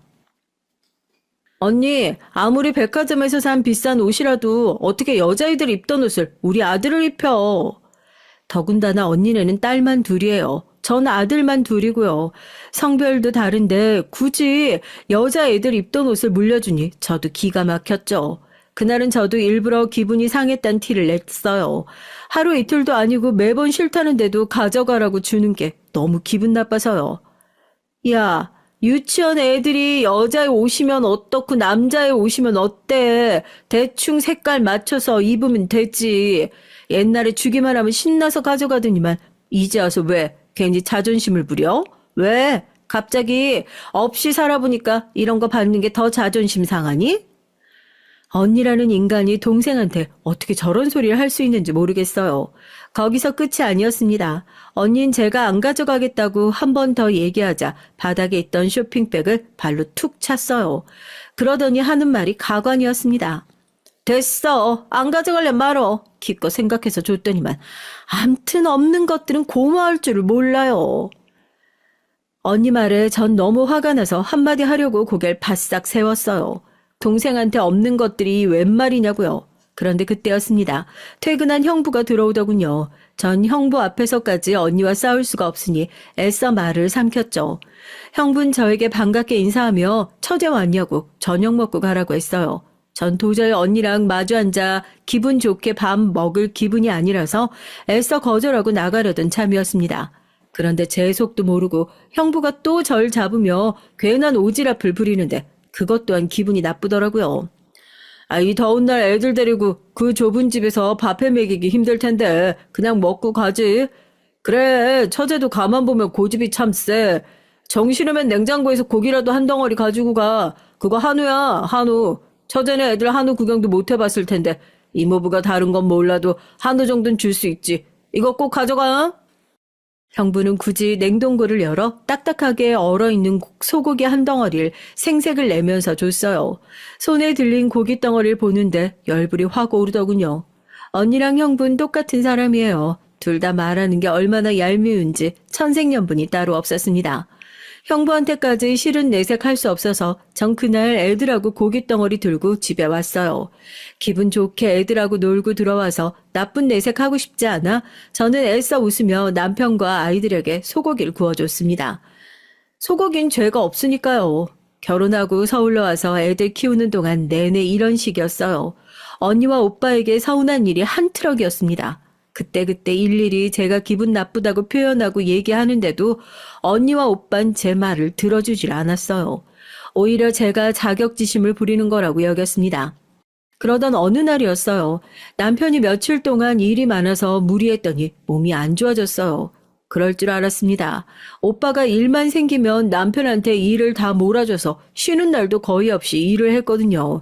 아무리 체력이 좋은 사람이어도 병이 안 나려야 안 날 수가 없었어요.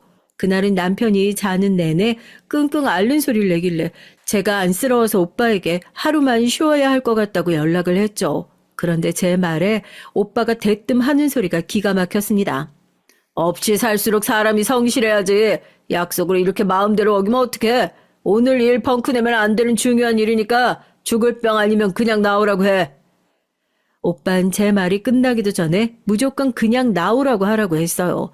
전 오빠의 말이 어이가 없어서 말이 좋게 나가질 않았습니다. 애들 아빠가 매일 이러는 것도 아니고 일한 지 반년 만에 너무 아파서 처음으로 하루 쉰다는 건데 말을 왜 그렇게 해? 오빤 사람이 아프다는데 어디가 어떻게 안 좋은 건지 걱정도 안 돼? 어이씨구 배불렀네 불렀어. 하루 일해서 하루 먹고 사는 일용직 주제에 이 핑계 저 핑계 대면서 안 나오면 뭘 먹고 살겠다는 거야? 처자식 굶기겠다는 거야? 오빠는 애초에 말이 안 통하는 사람이에요. 제 말이 무슨 뜻인 줄도 모르고 자기 말만 하고 있었습니다. 오빠가 언제 나나 우리 애들 걱정했다고 처자식을 먹여 살리네 마네야. 우리 애들 아빠 충분히 가장 노릇 잘하고 있거든? 그리고 오빠가 맨날 돈도 안 되는 거 몇 건씩 부려먹느라 일정 말도 안 되게 짜는 바람에 힘들어서 병난 거잖아. 그랬습니다. 제가 옆에서 봐도 오빠가 남편에게 하는 행동이 좋아 보이지 않았어요. 남편이 일을 배우는 중이고 수습이다 보니 일당이 많지 않아요.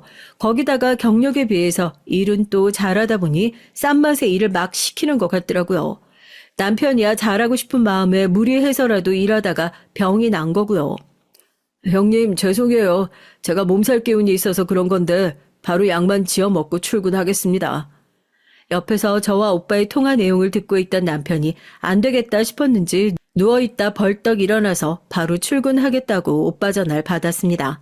전 남편의 말에 속상해서 그럴 필요 없다고 하루 쉬라고 했는데도 남편은 아니라고 나가겠다고 했어요. 형님이 힘들게 알아봐 주신 자리인데 내가 그러면 안 되지. 나 약 먹고 출근하면 되니까 걱정하지 마. 금방 갔다 올게. 세상에 이런 가족이 또 있을까요? 막내 여동생 남편을 데려다가 부려먹겠다는 못된 심볼 어떻게 해야 할지 모르겠어요. 저는 고민이 많았습니다. 남편이야 뭐든 괜찮다고 일을 빨리 배워서 하루라도 빨리 자기 가게를 차리고 싶다고 하는데 전 오빠 밑에서 남편이 일하는 게 마음에 안 들었어요. 남편이 하고 싶어서 하는 일이긴 했지만 전 남편이 일하러 나갈 때마다 걱정이 됐죠. 제 앞에서도 항상 버젓이 남편을 무시하고 막대하는데 제가 없는 자리에선 오빠가 남편을 어떻게 대할지 안 봐도 알 것 같았거든요. 아니나 다를까 일이 좀 있었어요. 하루는 남편이 일을 다 나갔는데 집주인이 진상이었나 봐요. 남편이 해야 하는 일도 아닌데 집주인이 전구를 갈아달라, 화장실 세면대 막힌 것 좀 뚫어달라, 귀찮게 했나 봐요. 다른 사람들 같으면 절대 안 해줄 일이었지만 남편은 워낙에 연세 드신 분이 하는 부탁을 거절 못하는 성격이다 보니 다 들어줬대요. 그래서 일이 생각보다 늦어진 거죠. 사무실에서 기다리던 오빠가 생각보다 늦어진 남편이 답답했는지 직접 현장까지 쫓아갔답니다. 안 그래도 집주인이 진상인데 혹시나 남편이 일도 제대로 못하고 실수라도 한 건 아닌가 걱정됐던 거죠. 끝나도 벌써 끝나야 하는 시간인데 아직도 그러고 있으면 어떡해? 아유, 사장님 죄송합니다. 저희 직원이 워낙 성격이 느긋하고 답답한 친구라 영 속도를 못 내네요. 괜찮으시면 조금 늦게까지 시공해도 될까요? 오빤 제대로 상황도 들어보지 않고 혼자 북치고 장구치고 다 했나 봐요. 그때였어요. 까다롭기로 유명한 집주인이 그런 거 아니라고 손사리를 쳤답니다. 아이고, 아니야. 이 친구 일도 너무 잘하고 성격도 서글서글 좋은 게 나는 너무 마음에 드는데 앞으로 내 건물에 이 일 있으면 무조건 이 친구를 보내줘. 아, 그래요? 아유, 알겠습니다. 그렇게 할게요. 그 집주인이 그 동네에만 빌라를 8채나 갖고 있는 부자래요. 더군다나 그 동네에서 그 집주인 비유 맞추는 사람이라곤 없을 정도로 까칠하다고 유명한 사람이었는데 그 비율을 저희 남편이 다 맞춘 거죠. 그날 이후 남편은 일로서도 인정받아서 전보다 일이 훨씬 더 많아졌습니다. 전엔 오빠가 일을 시켜줘야 할 수 있었는데 언제부턴 남편 앞으로 일이 소개를 통해 많이 들어와서 굳이 오빠가 소개해주는 일이 아니어도 개인적으로 알아서 일을 할 수가 있었어요. 그러다 보니 자연스레 슬슬 남편도 따로 인테리어 가게를 내도 되겠다 싶은 생각이 들었습니다. 그러던 어느 날이었어요. 친정 아버지 생신이시라 오랜만에 온 식구가 친정에 다 모였죠. 원래 부모님 생신 땐 식당을 예약해서 밖에서 외식을 하곤 했는데 그날은 아버님께서 몸이 좋지 않으셔서 집에서 가족끼리 다 같이 모여 간단하게 식사를 하기로 했어요. 친정 아버지께서 80이 넘어가기 시작하면서 건강이 급속도로 안 좋아지셨거든요. 원래도 유전적으로 혈압도 높으시고 당뇨도 있으신데 몇 달 전에 갑자기 심근경색 증상이 있어서 일하시다가 쓰러져서 응급실에 실려간 적이 있었거든요. 천만다행으로 혈관에 관을 삽입하는 시술 정도로 치료를 하고 일주일 만에 퇴원하셨어요. 그 이후로 무리하지 않고 쉬고 계셔서 특별히 더 나빠지진 않았지만 그래도 살도 많이 빠지시고 예전보다 기운도 없으세요. 그런 아버지를 볼 때마다 전 마음이 좋지 않았습니다. 제가 막내라 그런지 어릴 때부터 저에게 아버지는 항상 든든한 존재였어요. 그런 아버지가 체격도 작아지시고 기운도 쭉 빠진 것처럼 힘이 없으니 걱정이 되더군요. 그래서 이번 생신만큼은 더 즐겁고 기쁘게 해드리고 싶었습니다. 전 일찍 친정에 와서 어머니와 아버지께서 좋아하시는 음식을 만들었어요. 나가서 먹는 것도 좋지만 정성 들여 직접 해드리는 것만큼 건강하고 좋은 음식은 또 없으니까요. 그런데 기껏 어머니랑 몇 시간 동안 고생해서 상다리가 휘어지게 차려줬더니만 언니라는 년은 오자마자 헛소리를 해댔습니다. 그냥 나가서 사 먹자니까 왜 굳이 힘들게 고생을 사서 하고 그래? 막내, 너 누가 너더러 밥값 내라고 하는 것도 아닌데 왜 엄마까지 하루 종일 서서 음식하게 하냐?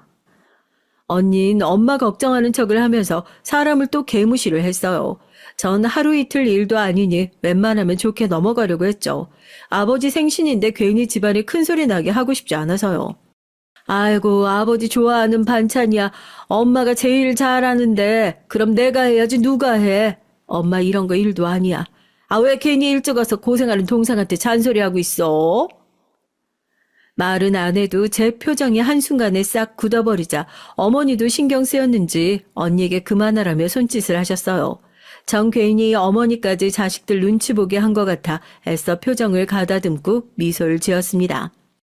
그깟 밥값 얼마나 한다고 누가 내든 무슨 상관이야? 돈이 문제가 아니라 매일 나가서 사 먹는데 한 번 정도는 집에서 식구들끼리 시끌벅적하게 맛있는 거 만들어 먹어도 재밌잖아. 애들한테도 추억이고.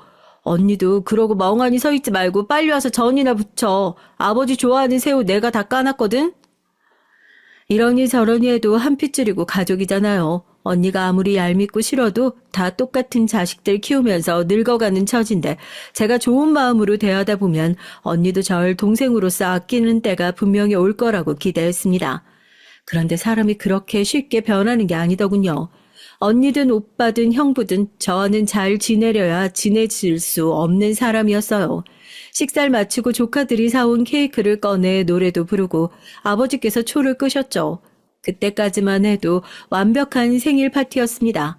오빠는 아버지 생신 선물로 미리 안마의자를 배달시켰더라고요. 언니와 형부는 한눈에 보기에도 두둑해 보이는 봉투를 아버지에게 건넸어요. 저도 저희가 할 수 있는 한 최대의 정성을 담아 용돈을 건네드렸고요. 저희 아들들이 손으로 직접 만든 편지까지 같이 말이죠. 아이고, 내가 다른 건 몰라도 자식 농사 하나는 잘 지어서 다 늙어서도 이렇게 호강을 하니 무슨 복인지 모르겠다. 아버지께서 연세가 되긴 하셨는지 손주들이 생일 축하 노래를 불러드리니 눈에 눈물이 가득 고여서 금방이라도 울컥하실 것 같았어요. 그런데 그때였습니다. 좋은 분위기를 삽시간에 식어버리게 만드는 사람들이 있었죠. 시작은 형부였어요. 아버님, 이제 연세도 있으시고 건강도 좋지 않으신데 앞으로는 자식들 드리는 생활비로 편하게 쉬시면서 노후 즐기세요. 형부가 좋은 마음으로 얘기를 꺼낸 건 알겠어요. 그런데 어쩐지 얘기가 또 이상한 방향으로 흘러갔습니다. 다음 차례는 언니였어요. 형부 말이 끝나자마자 기다렸다는 듯 바로 화원 얘기를 꺼내더군요. 그래요, 아버지. 자식이 셋이나 있는데 설마 아버지 노후에 고생하게 두겠어요? 그러니까 이 김에 내 말대로 이 집이랑 화원 싹 팔고 서울에 집 사자니까. 이사방네 회사 사람들한테 들은 정보인데 무조건 2배는 오를 자리 우리가 다 알아봤어요. 언니 입에서 나온 2배랄 소리에 어머니 눈도 동그래졌습니다. 그 순간 언니만큼이나 때를 기다리던 오빠가 곧바로 말을 가로챘어요. 지금 같은 경기에 무슨 수로 집값이 2배로 뛰어. 너희 명색이 대기업 다니고 은행 다니는 애들이 어쩜 그렇게 뜬구름 잡는 얘기를 하냐. 이제 부동산 끝났어. 돈 벌려면 건물밖엔 답이 없다니까. 오빤 세상 물정 모르는 소리 좀 하지 마. 아버지 화원 팔아봐야 얼마나 나온다고 건물을 올려? 그럴 돈 있어? 돈 없으면 대출 받아서 우선 올리면 되지. 나중에 건물 다 지어서 분양하고 팔아봐라. 대출 받은 거 금방 갖고도 남아. 저는 잘 모르겠습니다. 언니고 오빠고 도대체 왜 그렇게 아버지 화원에 관심이 많은 줄 모르겠어요. 젊어서 아버지 어머님 2분이 화원 운영하느라 고생하실 땐 다들 자기 일 바쁘단 핑계로 관심도 없었으면서 이제와 뒤늦게 속이 뻔히 보이는 짓을 하는지 모르겠어요. 금세 집안 분위기가 시끌시끌해지자 조금 전까지만 해도 눈을 붉히던 아버지께서 한숨을 깊게 내쉬었어요. 그러곤 점잖은 목소리로 하시는 말씀이 충격적이었습니다. 다들 모였으니까 이제 말을 해야겠구나. 지금부터 내가 하는 얘기 잘 들어. 크내고 작은 딸이고 내 화원 가지고 건물 만드느니 집을 사니 앞으로 그런 소리 일절 하지들 마. 내 화원은 막내한테 줄 거야. 아버지 입에서 나온 막내란 소리에 오빠와 언니는 순식간에 입에 개거품을 물고 난리를 쳤어요. 아버지, 그게 무슨 소리예요? 아버지 재산이라고 여기 땅이랑 화원밖에 없는데 그걸 막내 준다니요? 진심으로 하시는 말씀이세요? 에이, 설마 자식이 버젓이 셋이나 있는데 화원을 왜 막내를 줘요? 아버지 농담하시는 거죠? 오빠와 언니는 아버지의 말씀을 믿을 수 없다는 듯 해탈해서 웃기까지 했어요. 그러자 아버지께서 손바닥으로 식탁을 한번 세게 치셨습니다. 내가 이 좋은 밥상 받고 너희한테 농담을 뭐로 하냐? 화원 막내에게 주겠단 말 진심이야. 너희들이야 다들 먹고 살 만큼은 사니 굳이 몇 푼 안 되는 내 재산 욕심낼 거 없어. 내 화원짜린 막내랑 막내 사위 하고 싶은 거 하게 해줄 거니까 그런 줄 알아. 언니와 오빤 연신 말도 안 되는 소리라고 언성을 높였지만 아버진 뜻을 굽히지 않으셨어요. 내가 이번에 쓰러지고 나서 확실히 알았다. 자식이라고 셋이나 있으면 뭐래. 사위 하나보다 다들 못한대. 내가 별거 아니라고 간단한 시술만 하고 일주일 입원하면 된다고 했더니만 너희들 다 얼굴 한 번 안 비추고 전화 한 통하고 말았지. 근데 우리 막내 사위는 나 입원한 날부터 시간만 나면 병원 들러서 나 먹는 것에 씻는 거에 얼마나 살뜰하게 챙겼는지 모른다. 내가 지금 이 나이까지 살면서 우리 막내 사위처럼 착한 사람 본 적이 없어. 그랬습니다. 남편이 워낙 티를 안 내서 저도 그 정도로 남편이 아버지 병원에 자주 찾아갔는지는 몰랐는데 남편이 아버지께서 병원에 입원해 있는 동안 어머니보다 병원에 자주 갔대요. 어머니도 연세가 있으셔서 힘드신데 아버지 병간호하는 게 힘드실 것 같다고 굳이 본인이 자청해서 간 거랍니다. 남편도 매일 몸으로 하는 일이라 지치고 힘들었을 텐데도 짬만 나면 병원에 와서 간식 챙겨드리고 퇴근하면서 꼭 병원에 들러서 아버지 저녁을 챙겨드리고 머리까지 감겨드리고 왔답니다. 전 다시 한번 저희 남편에게 감동했어요.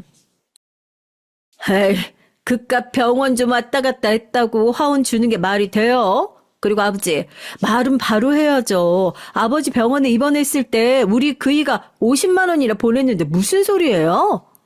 난 돈보다 마음이 더 중요해. 지금까지 너희들 내가 다 지켜봤지만 막내 사이만큼 나랑 너희 엄마 마음으로 보살피고 챙기는 자식 없었다. 큰 재산은 아니지만 착한 우리 사이 자기 하고 싶은 일 하면서 살게 해주고 싶어. 내 마음은 그게 다다.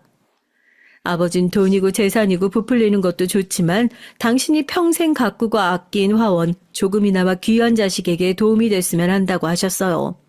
아버지께서 워낙 완강하게 얘기하신 덕분에 언니와 오빠도 그 자리에선 더 얘기하지 않았죠. 더 얘기하려고 해도 아버지께서 피곤하다고 방으로 들어가 버리셨거든요. 문제는 저와 남편이었습니다. 저희가 아버지에게 화원을 달라고 한 것도 아닌데 괜히 상황이 민망해 버렸거든요. 언니와 오빠 그리고 형부와 올케까지 다 있는 자리에서 남편은 저에게 화원 받지 않겠다고 말씀드리라고 했어요. 아버지 화원 받겠다고 지금까지 내가 아버님한테 잘하려고 한 게 아닌데 괜히 상황이 이상해졌네. 그러게 아버지가 저런 생각하고 계신 줄은 나도 전혀 몰랐어. 아유, 둘 다 내숭 좀 그만 떨어. 어쩐지 갑자기 아버지 생신상 직접 차리나 마네 할 때부터 이상하다 했다니까. 그러게 군뱅이도 구르는 재주가 있다더니 순진한 척 얌전한 척 하더니만 언제 뒤에서 잔머리를 굴렸대? 그런 거 아닌 거 뻔히 알면서 왜들 그래? 오빠랑 언니도 알잖아. 우리 신랑이 어디 머리 굴리고 그럴 사람이야? 그리고 원래 옛날에 카센터 할 때부터 아버지가 우리 신랑 예뻐했어. 그런데 그때였어요. 옆에 있던 형부가 똥 씹은 표정을 하더니만 들릴 듯 말 듯한 목소리로 생각지도 못한 말을 중얼거렸습니다. 카센터는 도대체 언제적 카센터야? 결국은 남자 새끼가 노가다는 주제. 아유, 한심해서 원. 순간 전 얼굴이 터질 듯 빨개졌어요. 형부가 좋은 사람이 아닌 줄은 진작 알고 있었지만 이 정도로 개념이 없는 인간인 줄은 몰랐습니다. 전 너무 화가 나서 형부의 어깨를 툭 쳤어요. 형부, 지금 저희 들으라고 하신 말씀이에요? 인상을 확 구기고 나랑 남편에게 하는 소리냐고 따졌죠. 그러자 형부도 더는 연기할 필요가 없겠다 싶었는지 똑같이 인상을 구기면서 절 쏘아보더군요. 아니 내 말이 틀려? 막내 사위라고 있는 게 매일 빌빌거리면서 노가다나 하고 있으니까 아버님께서 면서게 해주려고 화원 주시겠다는 거잖아. 남들 앞에서 소개하기가 얼마나 쪽팔렸으면 본인 화원까지 주겠다고 하시겠어? 순간 형부의 재수없는 눈빛에 전 이성이 날아가 버리고 말았습니다. 전 남편이 제 손을 잡고 말리는데도 자리에서 벌떡 일어났어요. 형부, 알지도 못하면 그 입 좀 다물어요. 한 번만 더 내 남편 건드리는 소리 했다간 형부 내 손에 죽을 줄 알아요. 그때까지 가슴속에 담아놓고 참고 참았던 울분이 터지고 말았습니다. 자기들이 능력 좀 있고 잘 산다고 저나 남편 앞에서 그렇게들 잘난 척을 하고 무시를 하더니만 결국 사람 이성이 날아가 버릴 정도로 선을 넘고 마네요. 정 금방이라도 형부에게 달려들어 주먹을 날릴 것처럼 주먹을 꽉 쥔 채 형부에게 울분을 담아 소리 질렀습니다. 그 순간 전 분명히 봤어요. 형부도 쫄아서 눈동자가 흔들리는 모습을요. 여보 괜찮아? 진정해. 우리도 여기서 화내고 소리 지르면 저 사람들하고 똑같은 사람 되는 거야. 우리가 참자, 응? 남편은 그 순간에도 이성적이었어요. 제 손을 꽉 잡곤 저를 다독였습니다. 전 주먹 쥔 손을 애써 더 꽉 쥐며 방으로 들어가 아버지를 불렀죠. 제가 이 쓰레기 같은 인간들에게 복수하는 방법은 딱 하나밖에 없었습니다. 이 인간들보다 잘 사는 거였어요. 아버지, 우리 아버지 말씀대로 화원할게요. 화원 그대로 유지하면서 한쪽에 이 사람 인테리어 회사 차릴 수 있게 도와주세요. 전 아버지에게 선전포고를 했습니다. 화원도 유지하면서 옆에서 남편이 하고 싶었던 인테리어 회사를 차릴 수 있게 해달라고 했어요. 그래 잘 생각했다. 준비되는 대로 바로 시작해. 아버지가 도와줄 거 있으면 다 말하고. 그 순간 언니와 오빠 그리고 형부의 표정은 전 아직도 잊질 못해요. 다들 놀라서 입을 쩍 벌리고 말문이 막혔는지 아무 말도 못하고 있었죠. 저와 남편은 언니와 오빠, 형부와 눈도 마주치지 않고 그대로 서울로 올라왔습니다. 그리고 곧바로 이사 준비를 하고 다시 아버지의 화원이 있는 동네로 돌아왔어요. 그리고 일이 잘 풀리려니 좋은 일이 겹경사로 찾아오더군요. 예전에 남편이 카센터를 팔아가며 도와줬던 친구가 저희에게 돈을 갚았어요. 덕분에 다시 카센터를 찾아올 수 있었죠. 하지만 남편은 카센터를 포기하고 화원 옆으로 새로 집을 짓기로 했어요. 원래 부모님이 사시던 집이 워낙 오래돼서 불편한 점이 많았거든요. 화장실도 밖에 있고요. 사실 매번 처가 올 때마다 좋은 집 지어드리고 싶다고 생각했었는데 이렇게 기회가 생겨서 얼마나 다행인지 몰라. 전 도대체 무슨 복으로 이렇게 좋은 남자를 만났을까요? 남편은 카센터를 찾아올 수 있는 돈을 가지고 친정 부모님과 같이 살 집을 지었습니다. 그리고 현재 아버지께서 하시던 화원을 어머니와 제가 같이 운영하면서 그 옆에서 남편은 인테리어 회사를 시작했어요. 집도 회사도 이제 막 새로 짓고 시작해서 아직 정리가 되지 않은 것들이 많았지만 전 너무 행복합니다. 이곳 제가 사랑하는 모든 것들이 다 있었거든요. 부모님과 남편 그리고 아들들까지 6식구가 하루 종일 붙어서 살다 보니 아버지 건강도 많이 좋아지시고 너무 화목해요. 언니와 오빠, 형부가 전혀 끼어들 틈이 없을 정도로요. 오히려 명절이나 집안 행사 때 오면 남편이 지은 집을 보고 부러워합니다. 튼튼하게 너무 잘 지었다고요. 와, 실력이 점점 더 일취월장하네. 이러다 나보다 더 잘 나가는 거 아니야? 이미 동네에서 우리 막내 사위가 너보다 잘 나가. 세상에 이런 사위가 어딨냐고 다 부러워한다니까. 남편이 능력 있기는 한지 저희가 지은 집을 보고 마음에 든다며 인테리어를 의뢰하는 사람들이 많아졌어요. 그러다 보니 동네에서 화원집 막내 사위라고 하면 모르는 사람이 없었습니다. 아버지께서 가족들만 모이면 그 자리에서 남편 자랑을 끝도 없이 늘어놓으셨는데 그럴 때마다 형분 찍소리도 못하고 입술만 삐죽거리고 있었어요. 그 모습만 보면 얼마나 속이 시원한지 모르겠습니다. 형부 나이도 벌써 40대 후반이네요. 대기업에서 그 정도 나이면 이제 슬슬 퇴직할 생각해야 할 나이 아니에요? 형부 퇴직하면 애들 교육비에 뭐에 감당하기 힘드실 텐데 정 급하시면 우리 그이한테 얘기하세요. 기술 가르쳐 드릴게요. 전 형부를 볼 때마다 생각이 있으면 기술 가르쳐 줄 테니 언제든 가게로 오라고 했어요. 그럴 때마다 언니랑 형부는 애써 썩은 표정으로 웃어요. 본인들도 민망하겠죠. 지금까지 우리 앞에서 항상 자기들이 제일 잘난 줄 알고 잘난 척을 했었는데 일용직을 전전하던 우리 남편이 이젠 본인들보다 훨씬 더 돈도 잘 벌고 이 집안에서 인정받고 있으니 말이죠. 전 요즘 어느 때보다도 행복한 시간을 가지고 있습니다. 너무 좋아서 남편에게 농담으로 셋째나 가질까라고 얘기할 정도예요. 지금까지 저의 인생 얘기 끝까지 들어주셔서 감사합니다. 여러분께서도 자신을 무시했던 인간들에게 당당하게 성공한 모습을 보여줬던 사연이 있으시다면 댓글로 남겨주세요. 하나하나 읽어보고 저도 더 힘을 내서 열심히 살도록 하겠습니다. 여러분의 가정에도 항상 화목한 일만 가득하시길 바랄게요.